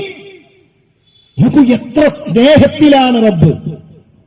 വഇദാ സഅലക അന്നാസ് എന്നല്ല, മനുഷ്യർ ചോദിച്ചാലെന്നല്ല, മനുഷ്യർ ചോദിച്ചാലെന്നല്ല. ഇബാദി, എന്റെ അടിമകൾ, എന്റെ അടിമകൾ, എന്റെ അടിമകൾ ചോദിച്ചാൽ പറ നബിയേ, ഞാൻ സമീപസ്ഥനാണ്, ഞാൻ ഉത്തരം നൽകും. ആ റബ്ബിനെ വിട്ടുകൊണ്ട് എങ്ങനെയാണ് മറ്റുള്ളവരിലേക്ക് നമ്മൾ പോവുക? യൂനുസ് നബി അലൈഹി സ്വലാമിന്റെ പ്രാർത്ഥന പരിശുദ്ധ ഖുർആനിലുണ്ട്. മത്സ്യത്തിന്റെ വയറ്റിൽ നിന്ന് പ്രാർത്ഥിക്കുന്ന പ്രാർത്ഥന. ആ പ്രാർത്ഥനയ്ക്കുത്തരം നൽകിയ, ആ പ്രാർത്ഥനയ്ക്കുത്തരം നൽകിയ ആ റബ്ബിനോടാണ് നമ്മൾ പ്രാർത്ഥിക്കുന്നത്. അതുകൊണ്ട് വളരെ ഗൗരവത്തോടുകൂടെ റമളാനിന് മുമ്പ് തൗഹീദ് മനസ്സിലാക്കാൻ, തൗഹീദ് ശരിയായ രൂപത്തിൽ പഠിക്കാൻ നമുക്ക് സാധിക്കേണ്ടതുണ്ട്. റമളാനിൽ വരാനിരിക്കുന്ന ഒരുപാട് അനാചാരങ്ങളുണ്ട്. റമളാനിലെ പുണ്യങ്ങൾ നഷ്ടപ്പെടുത്താൻ കൊണ്ടുവരുന്ന അനാചാരങ്ങൾ. പല പള്ളികളിലും പ്രാർത്ഥന തുടങ്ങി, അല്ലാഹുമ്മ ബാരിക് ലനാ ഫീ റജബിൻ വ ശഅബാൻ വബല്ലിഗ്നാ റമളാൻ. സഹോദര, റസൂലുള്ളാഹി സ്വല്ലല്ലാഹു അലൈഹി വസല്ലം തങ്ങളിലേക്ക് സ്ഥിരപ്പെടുന്ന എന്തെങ്കിലും തെളിവുണ്ടോ? റസൂലുള്ളാഹി സ്വല്ലല്ലാഹു അലൈഹി വസല്ലം തങ്ങളിൽ നിന്ന് സ്ഥിരപ്പെട്ടു വന്ന പ്രാർത്ഥനയല്ലാതെ ആദ്യത്തെ 10 ഒരു പ്രത്യേക പ്രാർത്ഥന, അവസാനത്തെ 10 ഒരു പ്രത്യേക പ്രാർത്ഥന, രണ്ടാമത്തെ 10 ഒരു പ്രത്യേക പ്രാർത്ഥന. പ്രവാചകൻ സല്ലല്ലാഹു അലൈഹി വസല്ലം തങ്ങൾ അങ്ങനെ പ്രത്യേകമായി ഓരോ 10 പ്രാർത്ഥനകൾ അള്ളാഹുവിന്റെ റസൂലിൽ നിന്ന് പഠിപ്പിക്കപ്പെട്ടിട്ടില്ല. റമളാൻ എത്തിക്കഴിഞ്ഞാൽ അപ്പോഴേക്കും ലഘുലേഖകൾ ഇറങ്ങും. ഒന്നാമത്തെ റമളാനിൽ അല്ലാഹുമ്മ റഹ്മനി യാ അർഹമർ റഹീമീൻ. രണ്ടാമത്തെ 10 അല്ലാഹുമ്മ ഗ്ഫിർലി ദുനൂബി യാ റബ്ബൽ ആലമീൻ. മൂന്നാമത്തെ 10 അല്ലാഹുമ്മ അഅ്തിഖ്നി മിനൻ നാർ. അങ്ങനെ ഓരോ 10 പ്രത്യേകമായ പ്രാർത്ഥന റസൂലുള്ളാഹി സ്വല്ലല്ലാഹു അലൈഹി വസല്ലം തങ്ങളിൽ നിന്ന് വന്നിട്ടില്ല. ചോദിച്ചോളൂ ഉസ്താദുമാരോട്, ഏതാണ് ഹദീസ്? ചോദിച്ചോളൂ. രാവിലെ എഴുന്നേറ്റാൽ അൽഹംദുലില്ലാഹില്ലദീ അഹ്യാനാ ബഅദമാ അമാതനാ വ ഇലൈഹി നുശൂർ. തർക്കമില്ലല്ലോ. എന്തേ? റസൂലുള്ളാഹി സ്വല്ലല്ലാഹു അലൈഹി വസല്ലം പഠിപ്പിച്ചു. ബാത്റൂമിലേക്ക് കയറുമ്പോൾ അല്ലാഹുമ്മ ഇന്നി അഊദു ബിക മിനൽ ഖുബസി വൽ ഖബായിസ്. തർക്കമില്ലല്ലോ. എന്തേ? റസൂലുള്ളാഹി പഠിപ്പിച്ചു. പുറത്തേക്കിറങ്ങുമ്പോൾ ഗുഫ്രാനക്. തർക്കമില്ലല്ലോ. ലോകത്തെല്ലാ മുസ്ലിമീങ്ങളും അംഗീകരിക്കുന്നു. ഇതെന്തുകൊണ്ട് വന്നു? ഇത് പിൽക്കാലഘട്ടത്തിൽ പറഞ്ഞുണ്ടാക്കിയതാണ്. ഹാറൂൻ റഷീദിന്റെ ഭരണകാലഘട്ടത്തിൽ ചില ആൾക്കാർ ഇതൊക്കെ പോയി എങ്ങനെ മനസ്സിലാക്കാം? ഇതൊക്കെ ഉള്ളതാണെങ്കിലോ കുറെ ഹദീസൊക്കെ നഷ്ടപ്പെട്ടിട്ടില്ലേ, അതിൽ ചിലപ്പോൾ ഈ പ്രാർത്ഥനയൊക്കെ ഉണ്ടാകും. ഹാറൂൻ റഷീദിന്റെ ഭരണകാലഘട്ടത്തിൽ ഒരു നിരീശ്വരവാദി മുസ്ലിം എന്ന് പറഞ്ഞു വന്നു. ഒരുപാട് കള്ള ഹദീസ് ഉണ്ടാക്കി. ഹാറൂൻ റഷീദ് അയാളെ ശിക്ഷിക്കാൻ തീരുമാനിച്ചു. ആ സമയത്ത് ചിരിച്ചുകൊണ്ട് അയാൾ പറയാണ്, ഞാൻ ഇസ്ലാമിനെ തകർക്കാനുള്ള എല്ലാ പണിയും എടുത്തിട്ടുണ്ട്, അതുകൊണ്ട് എന്നെ ശിക്ഷിച്ചാലും എനിക്കൊരു പ്രയാസമില്ല. കാരണം അള്ളാഹു ഹലാലാക്കിയതിനെ ഹറാമാക്കി, അള്ളാഹ് ഹറാമാക്കിയതിനെ ഹലാലാക്കി ആയിരക്കണക്കിന് കള്ള ഹദീസ് ഞാൻ ഉണ്ടാക്കിയിട്ടുണ്ട്. മഹാനായ ഹാറൂൻ റഷീദ് പുഞ്ചിരിച്ചുകൊണ്ട് പറഞ്ഞു, നീ 10,000-കണക്കിന് കള്ള ഹദീസുകൾ ഉണ്ടാക്കിയാലും ഞങ്ങളുടെ കൂട്ടത്തിൽ ഇബ്നു മുബാറക് ഉണ്ട്. റസൂലുള്ളാഹി സ്വല്ലല്ലാഹു അലൈഹി വസല്ലം ഞങ്ങളുടെ പേരിൽ ഒരു ലഫ്ള് നീ കെട്ടിപ്പറഞ്ഞാൽ ഒരു വെണ്ണയിൽ നിന്ന് നൂലെടുത്തു മാറ്റുന്ന രൂപത്തിൽ ഇബ്നു മുബാറക് എടുത്തു മാറ്റും. ഒരു ഹദീസ് റസൂലുള്ളാഹിയുടെ പേരിൽ ഉണ്ടാക്കാൻ കഴിയില്ല. ഒരു ലഫ്ള് നബി പറഞ്ഞു എന്ന് പറഞ്ഞുണ്ടാക്കിയാൽ അത് പിടികൂടും. അത്ര കൃത്യമാണ് ഇസ്ലാമിക പ്രമാണങ്ങൾ. ഹദീസിന്റെ ലഫ്ളിൽ സഹാബിയുടെ വാക്കേത്, ഹദീസിന്റെ ലഫ്ളിൽ റാവിമാർ കടത്തിക്കുട്ടി അല്ലെങ്കിൽ അവര് വിശദീകരിക്കുമ്പോൾ അറിയാതെ വന്നുപോയ വാക്കേത്, അത് കൃത്യമായി വേർതിരിച്ചറിയാൻ കഴിയുന്ന രൂപത്തിൽ ഇസ്ലാമിക പ്രമാണങ്ങൾ സംരക്ഷിക്കപ്പെട്ടിട്ടുണ്ട്. അപ്പൊ സഹോദര, അങ്ങനെ ഒരു പ്രാർത്ഥന റസൂലുള്ളാഹി സ്വല്ലല്ലാഹു അലൈഹി വസല്ലം തങ്ങളിൽ നിന്ന് സ്ഥിരപ്പെട്ടിട്ടില്ല. ഇനിയോ പലപ്പോഴും നഷ്ടപ്പെടുത്തുന്ന ഒരു വിഷയം, റസൂലുള്ളാഹി സ്വല്ലല്ലാഹു അലൈഹി വസല്ലം തങ്ങൾ പരിശുദ്ധ റമളാനിൽ നോമ്പിന് നിയ്യത്ത് ചൊല്ലിപ്പറയുന്ന ഒരു രീതിയില്ല. നമ്മുടെ നാട്ടിൽ തറാവി നിസ്കാരം കഴിഞ്ഞാൽ ഉസ്താദ് മൈക്കെടുക്കും, അതിന് നിയ്യത്താണ് നവൈത്തു സൗമഗദിൻ അൻ അദാഇ ഫർദ് റമളാനി ഹാദിഹി സനതി ലില്ലാഹി തആല, ഇക്കൊല്ലത്തെ റമളാൻ മാസത്തെ ഫർളായ നോമ്പിനെ നോറ്റുമുട്ടുവാൻ അള്ളാഹുവിന് വേണ്ടി ഞാൻ നിയ്യത്ത് കരുതി. നോമ്പ് മാത്രമാണോ ഇബാദത്ത്? സ്വതക്ക ഇബാദത്തല്ലേ? ആരെങ്കിലും സ്വതക്ക ചെയ്യുമ്പോൾ സുന്നത്താക്കപ്പെട്ട സ്വതക്ക അള്ളാഹുവിന് വേണ്ടി ഞാനിതാ നൽകുന്നു എന്ന് മനസ്സിൽ കരുതി എന്ന് പറഞ്ഞിട്ടാണോ കൊടുക്ക? സക്കാത്തിന് അങ്ങനെ ഒരു ചൊല്ലിപ്പറച്ചിലുണ്ടോ? ഇസ്ലാമിക പ്രമാണങ്ങൾ പഠിക്കൂ. നിസ്കാരം റസൂലുള്ളാഹി പഠിപ്പിച്ചില്ലേ? സ്വല്ലൂ കമാ റഅയ്തുമൂനി ഉസല്ലി, ഞാൻ നമസ്കരിക്കുന്നത് എപ്രകാരമാണോ അങ്ങനെ നമസ്കരിക്കൂ. അള്ളാഹുവിന്റെ റസൂൽ സല്ലല്ലാഹു അലൈഹി വസല്ലം അത് പറഞ്ഞ റസൂലുള്ളാഹി നിയ്യത്ത് ചൊല്ലി പഠിപ്പിച്ചോ? റസൂലുള്ളാഹി നോമ്പ് നോൽക്കുന്ന രൂപത്തിൽ നോമ്പ് നോൽക്കാൻ പറഞ്ഞ റസൂലുള്ളാഹി ആ നോമ്പിന് നിയ്യത്ത് ചൊല്ലി പറഞ്ഞോ? 3 തറാവി നമസ്കാരം ജമാഅത്തായി മസ്ജിദുൻ നബവിയിൽ നടന്നല്ലോ. 3 തറാവി നിസ്കാരമാണ് അള്ളാഹുവിന്റെ റസൂൽ സല്ലല്ലാഹു അലൈഹി വസല്ലം തങ്ങൾ ജമാഅത്തായി നിസ്കരിച്ചത്. ആ നിസ്കാരത്തിൽ പിന്നെ തറാവി നമസ്കാരം കഴിഞ്ഞ് ഇനി ഇതെല്ലാവരും ഇരിക്കും, നിയ്യത്ത് ഞാൻ പറഞ്ഞു തരാം, ഏറ്റു ചൊല്ലു ഉണ്ടോ? ഇനി നിയ്യത്ത് എന്ന് പറഞ്ഞാൽ എന്താ? നവായൻവി, നവാ കരുതി, കരുതൽ. കരുതൽ എവിടെയാണ്? അതിന്റെ മഹല്ല് ഹൃദയമാണ്, അതിന്റെ സ്ഥാനം ഹൃദയമാണ്. നാവ് കൊണ്ട് പറയുന്നത് തലഫുദാണ്, ഉച്ചരിക്കലാണ്. നോമ്പിൽ അങ്ങനെ ഒരു തലഫുദില്ല, അങ്ങനെ ഒരു ചൊല്ലിപ്പറയലില്ല. നമസ്കാരത്തിൽ അങ്ങനെ ഒരു ചൊല്ലിപ്പറയലില്ല. അതുകൊണ്ട് ആ വിഷയം പ്രത്യേകം നാം ശ്രദ്ധിക്കണം എന്നത് പ്രത്യേകം ഓർമ്മപ്പെടുത്തുകയാണ്. അതുപോലെ തന്നെ പ്രിയമുള്ളവരെ, റമളാനിലെ വിലപ്പെട്ട സമയങ്ങൾ അത് വെറുതെ നമ്മൾ തീർക്കരുത്. ഉറങ്ങി തീർക്കുന്ന മനുഷ്യന്മാർ, മൊബൈലിൽ ഇരുന്ന് സമയം തീർക്കുന്നവർ, വെറുതെ കഥ പറഞ്ഞ് റമളാനായി ഇനി ക്യാരം ബോർഡ് വേണം, റമളാന് സമയം നീക്കാനേ ക്യാരം ബോർഡും ലുഡാ ബോർഡും വാങ്ങാൻ പോവാൻ, എങ്ങനെ സമയം തീർക്കണം എന്നറിയുന്നില്ല. റമളാനിലെ ഓരോ സമയങ്ങളും നമുക്ക് വിലപ്പെട്ടതാണ്. നമ്മൾ ഖുർആൻ പഠിക്കണം, ഇബാദത്തുകളിൽ നമ്മൾ മുഴുകണം, കഴിയുന്ന എല്ലാ നന്മകളിലും നമ്മൾ മത്സരിക്കണം. അങ്ങനെ റമളാൻ ധന്യമാക്കണം. നമുക്കൊരു ക്രമീകരണം ഉണ്ടാകണം. സുബഹി നിസ്കാരം കഴിഞ്ഞ് കുറെ സമയം കൊണ്ട് ഉറങ്ങി തീർക്കുക, പകല് മുഴുവൻ ഉറങ്ങി തീർക്കുക, അതല്ല. സൗമു റമളാനാണ്, നൗമു റമളാനല്ല. പലരും അങ്ങനെ മനസ്സിലാക്കിയിട്ടുണ്ട്, നൗമു റമളാൻ, റമളാന്റെ ഉറക്കം അങ്ങനെ തീർക്കാൻ. അതുപോലെ തന്നെ ഫർളിലൂടെ അള്ളാഹുവിലേക്ക് അടുക്കുന്നത് പോലെ സുന്നത്ത് കൊണ്ട് അടുക്കാൻ കഴിയില്ല. അത് മനസ്സിലാക്കണം. അള്ളാഹുവിലേക്ക് ഏറ്റവും അധികം അടുക്കാൻ കഴിയൽ എങ്ങനെയാണ്? ഫർളുകൊണ്ടാണ്, സുന്നത്തുകൊണ്ടല്ല. സുന്നത്ത് വേണ്ടാന്നല്ല, സുന്നത്ത് വേണം, സുന്നത്ത് അധികരിപ്പിക്കണം. ഫർളിലൂടെ റബ്ബിലേക്ക് അടുക്കുന്നത് പോലെ സുന്നത്ത് കൊണ്ട് കഴിയില്ല. തറാവി നിസ്കാരത്തിന് ഓട്ടോറിക്ഷ ഏൽപ്പിച്ചിട്ടുണ്ട്, തറാവിക്കെത്താൻ നോമ്പ് വെച്ചിട്ട് മഗ്‌രിബ് ജമാഅത്ത് നഷ്ടപ്പെടുത്തുകയും ചെയ്യുന്നു. ഏതിനാ ഫضല്? ഒരു ഈത്തപ്പഴം വെള്ളം എടുത്ത് ആ പള്ളിയിൽ വന്ന് നോമ്പ് തുറന്ന ഒന്നാമത്തെ റക്അത്ത് മുതൽ കിട്ടിയാൽ എത്ര പുണ്യം! മഗ്‌രിബ് ജമാഅത്തിന്റെ കൂലിയുണ്ടോ തറാവി നമസ്കാരത്തിന്? അത്തായം കടിച്ച് ആ ക്ഷീണം കൊണ്ട് ആ സോഫയിൽ തന്നെ കിടന്ന് സുബൈ നഷ്ടപ്പെടുത്തുന്നവർ.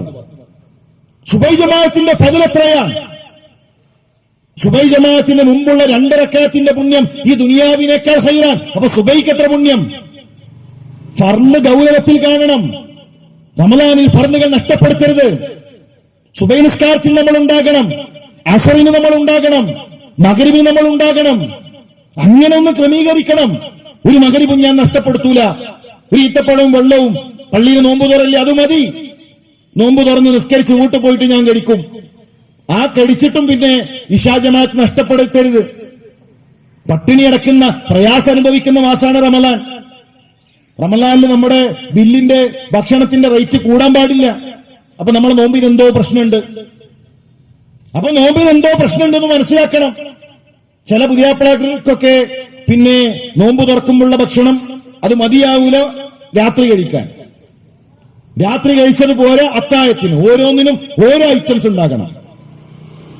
ആ നോമ്പ് തുറക്കുമ്പോൾ ഉണ്ടാക്കുന്ന ചപ്പാത്തി 10 എണ്ണം കൂടുതൽ ഉണ്ടാക്കിയാൽ, ഒരു 5 എണ്ണം കൂടുതൽ ഉണ്ടാക്കിയാൽ അത് മതി അത്താഴത്തിന്. ഭാര്യമാർക്ക് ഇബാദത്ത് വേണം, അവർക്ക് ഖുർആൻ ഓതണം, അവർക്ക് പുണ്യങ്ങൾ സമ്പാദിക്കണം. റസൂലുള്ളാഹി സ്വല്ലല്ലാഹു അലൈഹി വസല്ലമയുടെ ഭാര്യമാർ അവസാനത്തെ 10 പള്ളിയിലുണ്ട്. അവസാനത്തെ 10 നബിയുടെ ഭാര്യമാർ, നമ്മുടെ ഉമ്മമാർ പള്ളിയിലുണ്ട്. റസൂലുള്ളാഹിയുടെ വഫാത്തിന് ശേഷം ആ പള്ളിയിൽ ജമാഅത്ത് ഉണ്ടായിട്ടുണ്ടോ? ആ സമയത്ത് ആ ജമാഅത്തിൽ അവരുണ്ട്, ആ ജുമയിൽ അവരുണ്ട്. പെണ്ണിന് പള്ളിയിൽ കയറാൻ പാടില്ല എന്നല്ല അവർ മനസ്സിലാക്കിയിട്ടുള്ളത്. പള്ളിയിൽ ഇത്തികാഫിരുന്നു, ഖുർആൻ ഓതി, അവിടെ നമസ്കാരത്തിൽ പങ്കെടുത്തു, ജുമയിൽ പങ്കെടുത്തു. അനുവാദമുണ്ട് എന്നാണ് അവർ മനസ്സിലാക്കിയിട്ടുള്ളത്. മാത്രമല്ല പ്രിയമുള്ളവരെ, നമ്മൾ നല്ല നല്ല ഉപദേശങ്ങൾ കേൾക്കണം. ഉപദേശം കേട്ടിട്ടില്ലെങ്കിൽ ഹൃദയത്തിന് ക്ലാവ് പിടിക്കും. ഇബ്നുൽ ഖയ്യിം പറഞ്ഞു, 3 ദിവസത്തിൽ നിങ്ങൾ നിങ്ങളുടെ ഹൃദയം ഒന്ന് നനച്ചിട്ടില്ലെങ്കിൽ ഹൃദയത്തിന് ക്ലാവ് പിടിക്കും, ഹൃദയത്തിലേക്ക് രോഗങ്ങൾ വരും. നമ്മൾ കേൾക്കാനുള്ള പഠിക്കാനുള്ള സംവിധാനങ്ങൾ ഉപയോഗപ്പെടുത്തണം. ഈ റമളാനിൽ നമുക്ക് ഉപയോഗപ്പെടുത്താൻ കഴിയുന്ന സംവിധാനമാണ് പീസ് റേഡിയോ. നമ്മൾ പ്ലേ സ്റ്റോർ ഒന്ന് തുറന്ന് പീസ് റേഡിയോ ഒന്ന് സെർച്ച് ചെയ്ത് കഴിഞ്ഞാൽ 24 മണിക്കൂറും നമുക്ക് ദീനു കേൾക്കാൻ, ദീനു പഠിക്കാൻ അള്ളാഹു നൽകിയ വലിയ ഒരു തൗഫീഖാണ് യഥാർത്ഥത്തിൽ പീസ് റേഡിയോ എന്ന സംവിധാനം. നമുക്ക് എന്ത് ഉദറാണ് അള്ളാന്റെ മുന്നിൽ പറയാൻ കഴിയുക? സഹോദരിമാരെ, ഞങ്ങളിതാ അടുക്കളയിൽ ജോലി ചെയ്യാണ്, തിരക്കാണ്, അതുകൊണ്ട് ദീനു പഠിക്കാൻ പറ്റിയില്ല എന്ന് പറയാൻ കഴിയോ? ആ ജോലി ചെയ്യുന്ന സമയത്ത് നമുക്ക് കേൾക്കാം. അന്നൂറിലൂടെ ഖുർആൻ പഠിക്കാം, അല്ലിസാബയിലൂടെ ഇസ്ലാമിക ചോദ്യോത്തരങ്ങൾ മനസ്സിലാക്കാം. കുടുംബരംഗത്തെ പ്രശ്നങ്ങൾക്ക് സ്നേഹക്കൂടെന്ന പരിഹാരങ്ങളുണ്ട്. ഇസ്ലാമിന്റെ ഉസൂലുകൾ പഠിക്കാൻ അൽ-ഉസൂലുണ്ട്. ജോലി സമയത്ത് നമുക്ക് കേൾക്കാം, ഡ്രൈവിംഗിൽ നമുക്ക് കേൾക്കാം. നമ്മൾ എന്ത് തിരക്കിലാണെങ്കിലും നമുക്ക് പഠിക്കാനുള്ള സംവിധാനമുണ്ട്. അത് നമ്മൾ ചോദിച്ചു മനസ്സിലാക്കി നമ്മൾ കേൾക്കണം, നമ്മൾ പഠിക്കണം. യുവാക്കളെ, 22-ാം തീയതി തെർബിയ സംഗമം നമ്മൾ പ്രഖ്യാപിച്ചിട്ടുണ്ട്. യുവാക്കൾ മുഴുവൻ ഒരുമിച്ചിരിക്കുന്ന യുവാക്കളെയാണ് ഇസ്ലാം ദീൻ ഏറ്റവും അധികം ഉപയോഗപ്പെടുത്തിയത്. ഉമർ ഖത്താബ് റളിയല്ലാഹു തആല ഒരിക്കൽ ഇങ്ങനെ ഇന്നോട് പറയാണ്, തമന്നൗ, നിങ്ങൾ ആഗ്രഹിക്കൂ. ഓരോരുത്തർ ആഗ്രഹം ഇങ്ങനെ പറയാണ്, അത് വേണം, ഇത് വേണം, അള്ളാന്റെ മാർഗത്തിൽ കൂലി കിട്ടുന്ന ഓരോ കാര്യങ്ങൾ. നല്ല ചൂടുള്ള സമയത്ത് സുന്നത്ത് നോമ്പ് നോൽക്കണം, അള്ളാഹുവിന്റെ മാർഗത്തിൽ രക്തസാക്ഷിയാകണം. ഒടുവിൽ ഉമർ ഖത്താബ് റളിയല്ലാഹു തആലയുടെ ആഗ്രഹം പറഞ്ഞു, അബൂ ഉബൈദയെ പോലെ കുറച്ച് ആളുകൾ വേണം, അബൂ ഉബൈദയെ പോലെ കുറച്ച് ചെറുപ്പക്കാർ വേണം. സഹോദര, അങ്ങനെ കുറച്ച് ചെറുപ്പക്കാർ, ഇസ്ലാമിന് വേണ്ടി സംസാരിക്കുന്ന, ഇസ്ലാമിന് വേണ്ടി നിലപാടെടുക്കുന്ന അങ്ങനെ കുറച്ച് ചെറുപ്പക്കാരെ നമുക്കുണ്ടാക്കിയെടുക്കണം. അതിനാണ് തർബിയ. ഇവിടെയുള്ള യുവാക്കൾ അതിൽ പങ്കെടുക്കണം. ഉഹദ് യുദ്ധം കഴിഞ്ഞ് റസൂലുള്ളാഹി സ്വല്ലല്ലാഹു അലൈഹി വസല്ലം തങ്ങൾ സ്വഹാബത്തിനോട് ചോദിക്കുന്നുണ്ട്, ഉഹദിൽ അതിശക്തമായ പരിക്കേറ്റ, അതിശക്തമായ പ്രയാസം അനുഭവിക്കുന്ന സ്വഹാബാക്കൾ, അല്ലാഹുവിന്റെ റസൂൽ ചോദിക്കാണ്, ശത്രുക്കൾ തിരിച്ചുപോയത് കുതിരപ്പുറത്താണോ ഒട്ടകപ്പുറത്താണോ? ആ ചോദ്യത്തിനൊരു കാരണമുണ്ട്. കുതിരപ്പുറത്താണെങ്കിൽ വീണ്ടും തിരിച്ചു വരാൻ ആക്രമിക്കാൻ സാധ്യതയുണ്ട്. ഒട്ടകപ്പുറത്താണെങ്കിൽ അവർ മക്കയിലേക്ക് തന്നെയാണ് പോകുന്നത്, തിരിച്ചു വരാൻ സാധ്യതയില്ല. സ്വഹാബത്ത് നോക്കിയിട്ട് പറഞ്ഞു, അല്ലാഹുവിന്റെ റസൂലെ, ഒട്ടകപ്പുറത്താണ്. റസൂലുള്ളാഹി പറഞ്ഞു, എങ്കിൽ അവർ ഇനി തിരിച്ചു വരില്ല. റസൂലുള്ളാഹി സ്വല്ലല്ലാഹു അലൈഹി വസല്ലം തങ്ങൾ എന്നിട്ട് ചോദിക്കുന്നുണ്ട്, ആരെങ്കിലും സഅദ് ഇബ്നു റബീഅയെ കണ്ടോ? ഉഹുദിലെ രക്തസാക്ഷികൾക്കിടയിൽ സഅദ് ഇബ്നു റബീഅയെ കണ്ടവരുണ്ടോ? കണ്ടാൽ എന്റെ സലാം അറിയിക്കണേ. അൻസാരിയായ ഒരു സ്വഹാബി എഴുന്നേറ്റു, അല്ലാഹുവിന്റെ റസൂലേ, ഞാൻ അറിയിക്കാം. ഉഹുദിലെ രക്തസാക്ഷികൾക്കിടയിലൂടെ ഇങ്ങനെ നടക്കാൻ എവിടെയാണ് സഅദ്? അപ്പോഴാണ് മരണവെപ്രാളത്തിൽ കിടന്നു പിടയാൻ, ജീവിതത്തിൽ അവസാന നിമിഷങ്ങളിലാണ്. അദ്ദേഹം ചെന്നിട്ട് പറഞ്ഞു, സഅദേ, അല്ലാഹുവിന്റെ റസൂൽ താങ്കൾക്ക് സലാം അറിയിച്ചിട്ടുണ്ട്. ആ കണ്ണ് നനഞ്ഞു. ഇനി നബിയെ കാണാൻ കഴിയില്ല. റസൂലുള്ളാഹിയുടെ സലാം കേട്ടിരിക്കുന്നു. സലാം മടക്കി, ജസാക്കുമുല്ലാഹു ഖൈർ, അല്ലാഹു നിങ്ങൾക്ക് വലിയ പ്രതിഫലം നൽകട്ടെ, എന്റെ പ്രവാചകന്റെ സലാം നിങ്ങൾ എനിക്ക് എത്തിച്ചില്ലേ?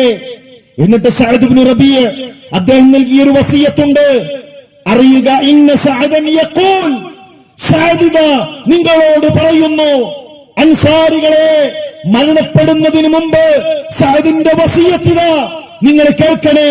ലക്കും ലാ ഉദ്റ ലക്കും ഇൻദല്ലാഹ്, അല്ലാഹുവിന്റെ അരികിൽ നിങ്ങൾക്കൊരു ഉദ്റില്ല കൂട്ടരെ, നിങ്ങൾക്കൊരു കാരണവും പറയാൻ കഴിയില്ല കൂട്ടരെ. നിങ്ങളുടെ അവസാന ശ്വാസം വരെ നിങ്ങൾ എന്റെ പ്രവാചകനെ സംരക്ഷിക്കണേ. സഅദ് പോവാൻ, സഅദ് മരണപ്പെടുകയാണ്. അവസാനത്തെ ശ്വാസം വരെ അല്ലാഹുവിന്റെ റസൂലിനെ സംരക്ഷിക്കണേ എന്ന വസിയത്ത് നൽകിയിട്ടാണ് സഅദ് ഇബ്നു റബീഅ ലോകത്ത് നിന്ന് വിട പറയുന്നത്. എത്രയായിരുന്നു അവരുടെ സ്നേഹം! മരണത്തെ കൺമുന്നിൽ കാണുമ്പോഴും ആഗ്രഹം എന്താണ്? പ്രവാചകന് സംരക്ഷണം ഒരുക്കണം. എങ്കിൽ ആ റസൂലുള്ളാഹിയെയാണ് സോഷ്യൽ മീഡിയകളിലൂടെ കൊത്തിവലിക്കുന്നത്. ആ പ്രവാചകനെയാണ് തെറ്റിദ്ധരിപ്പിക്കപ്പെടുന്നത്. ആ പ്രവാചകൻ പഠിപ്പിച്ച തൗഹീദിൽ നിന്നാണ് ജനങ്ങൾ അകലുന്നത്. ആ പ്രവാചകന്റെ സുന്നത്തുകളിൽ നിന്നാണ് ജനങ്ങൾ വഴിമാറിപ്പോകുന്നത്. സുന്നത്തിലേക്ക് വിളിക്കാൻ ആളുകളുണ്ടോ? തൗഹീദിലേക്ക് വിളിക്കാൻ ഒരുക്കമുണ്ടോ?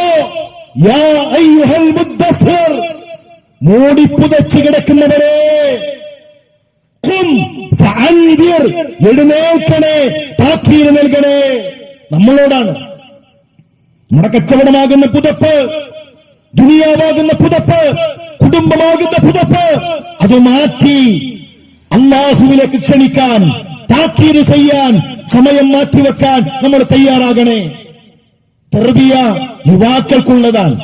നമ്മൾ അതിലുണ്ടാകണം. വ്യത്യസ്തങ്ങളായ പഠന സംവിധാനങ്ങൾ ഇവിടെ നടന്നുകൊണ്ടിരിക്കുന്നു. വിസ്ഡം ഇസ്ലാമിക് ഓർഗനൈസേഷന്റെ നേതൃത്വത്തിൽ കരിച്ചാറയിൽ ഇവിടെ ഓരോ പ്രദേശങ്ങളിലും വ്യത്യസ്തങ്ങളായ ദഅവാ പദ്ധതികൾ, ദീന് പഠിക്കാൻ, ദീന് മനസ്സിലാക്കാൻ, ശരിയായ ആദർശം മനസ്സിലാക്കി നമ്മുടെ ജീവിതത്തെ ക്രമീകരിക്കാൻ നമുക്ക് അവസരങ്ങളുണ്ട്. അത് ഉപയോഗപ്പെടുത്താൻ നമ്മൾ ഒരുക്കമാണോ എന്നതാണ് ആലോചിക്കേണ്ടത്. മലയാളത്തിൽ ഒരു ചെറിയ കഥയുണ്ട്.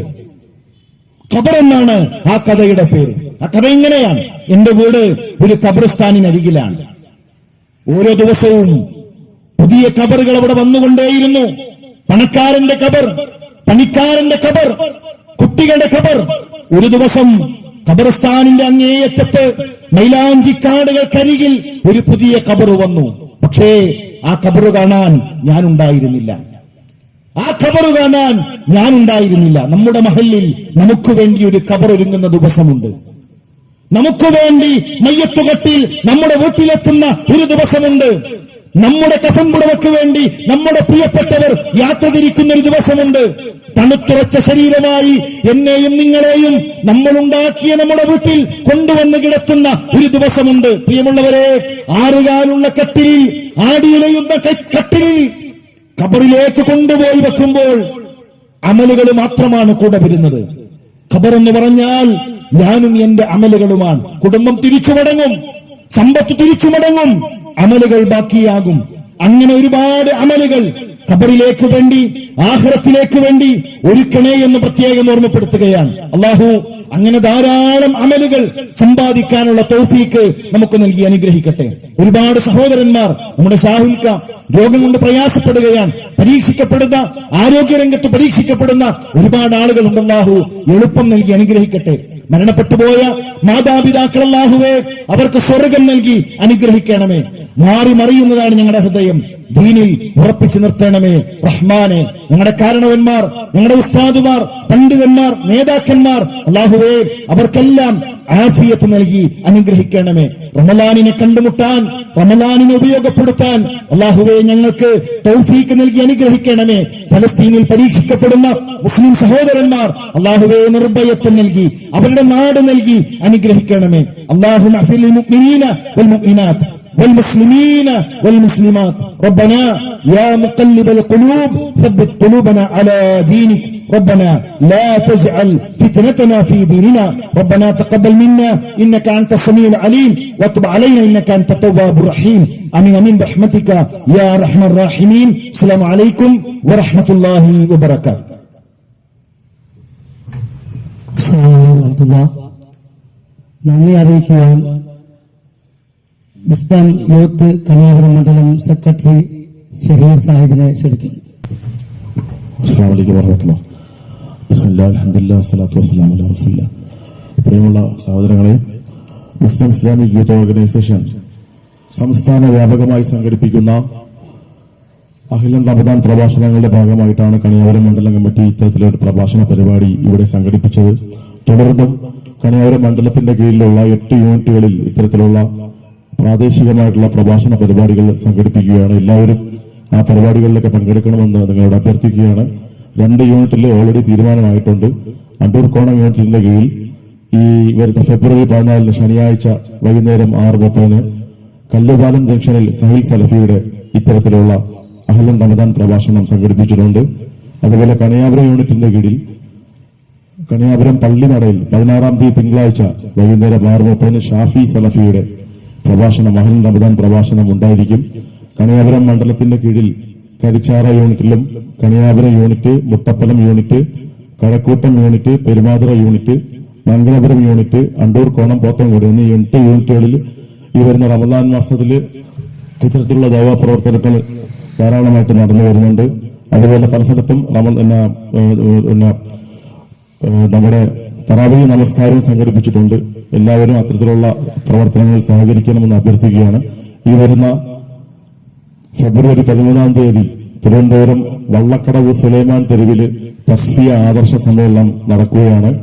മൗലവി മുജാഹിദ് ബാലുശ്ശേരി, ആസിഫ് മണക്കാട് എന്നിവരാണ് ആ പരിപാടിയിൽ മുഖ്യ പ്രഭാഷണങ്ങൾ നടത്തുന്നത്. എല്ലാവരെയും ആ പരിപാടിയിലേക്ക് സ്വാഗതം ചെയ്തുകൊണ്ട് എന്റെ കർത്തവ്യത്തിൽ കടക്കുകയാണ്. ഈ പരിപാടിയിൽ അധ്യക്ഷത വഹിച്ച മുസ്ലിം യൂത്തിന്റെ കണിയാപുരം മണ്ഡലം വൈസ് പ്രസിഡന്റ് നാദിർ ഷാ കരിച്ചാറ, അതോടൊപ്പം ഈ പരിപാടി ഉദ്ഘാടനം ചെയ്ത മണ്ഡലം സെക്രട്ടറി റാസി കഴക്കൂട്ടം, മുഖ്യ പ്രഭാഷണം നിർവഹിച്ച ദാറുൽ ഇർഖം അൽ ഹിന്ദിന്റെ വൈസ് പ്രിൻസിപ്പാളും മുസ്ലിം യൂത്തിന്റെ തിരുവനന്തപുരം ജില്ലയുടെ അധ്യക്ഷനുമായിട്ടുള്ള അർഷദ് അൽ ഹിക്കമി എന്നിവർക്കും ആമുഖ പ്രഭാഷണം നടത്തിയ കാസിം അലി, ദാറുൽ ഇർഖം വിദ്യാർത്ഥിയാണ്, എല്ലാവർക്കും ഒറ്റവാക്കിൽ കണിയാപുരം മണ്ഡലം കമ്മിറ്റിയുടെ പേരിൽ കൃതജ്ഞത അറിയിച്ചുകൊണ്ട് നമ്മുടെ ഈ പരിപാടി അവസാനിച്ചതായി അധ്യക്ഷന്റെ അനുമതിയോടുകൂടി അറിയിക്കുകയാണ്. സുബ്ഹാനക അല്ലാഹുമ്മ വബിഹംദിക അശ്ഹദു അല്ലാ ഇലാഹ ഇല്ലാ അൻത അസ്തഗ്ഫിറുക വഅതൂബു ഇലൈക്.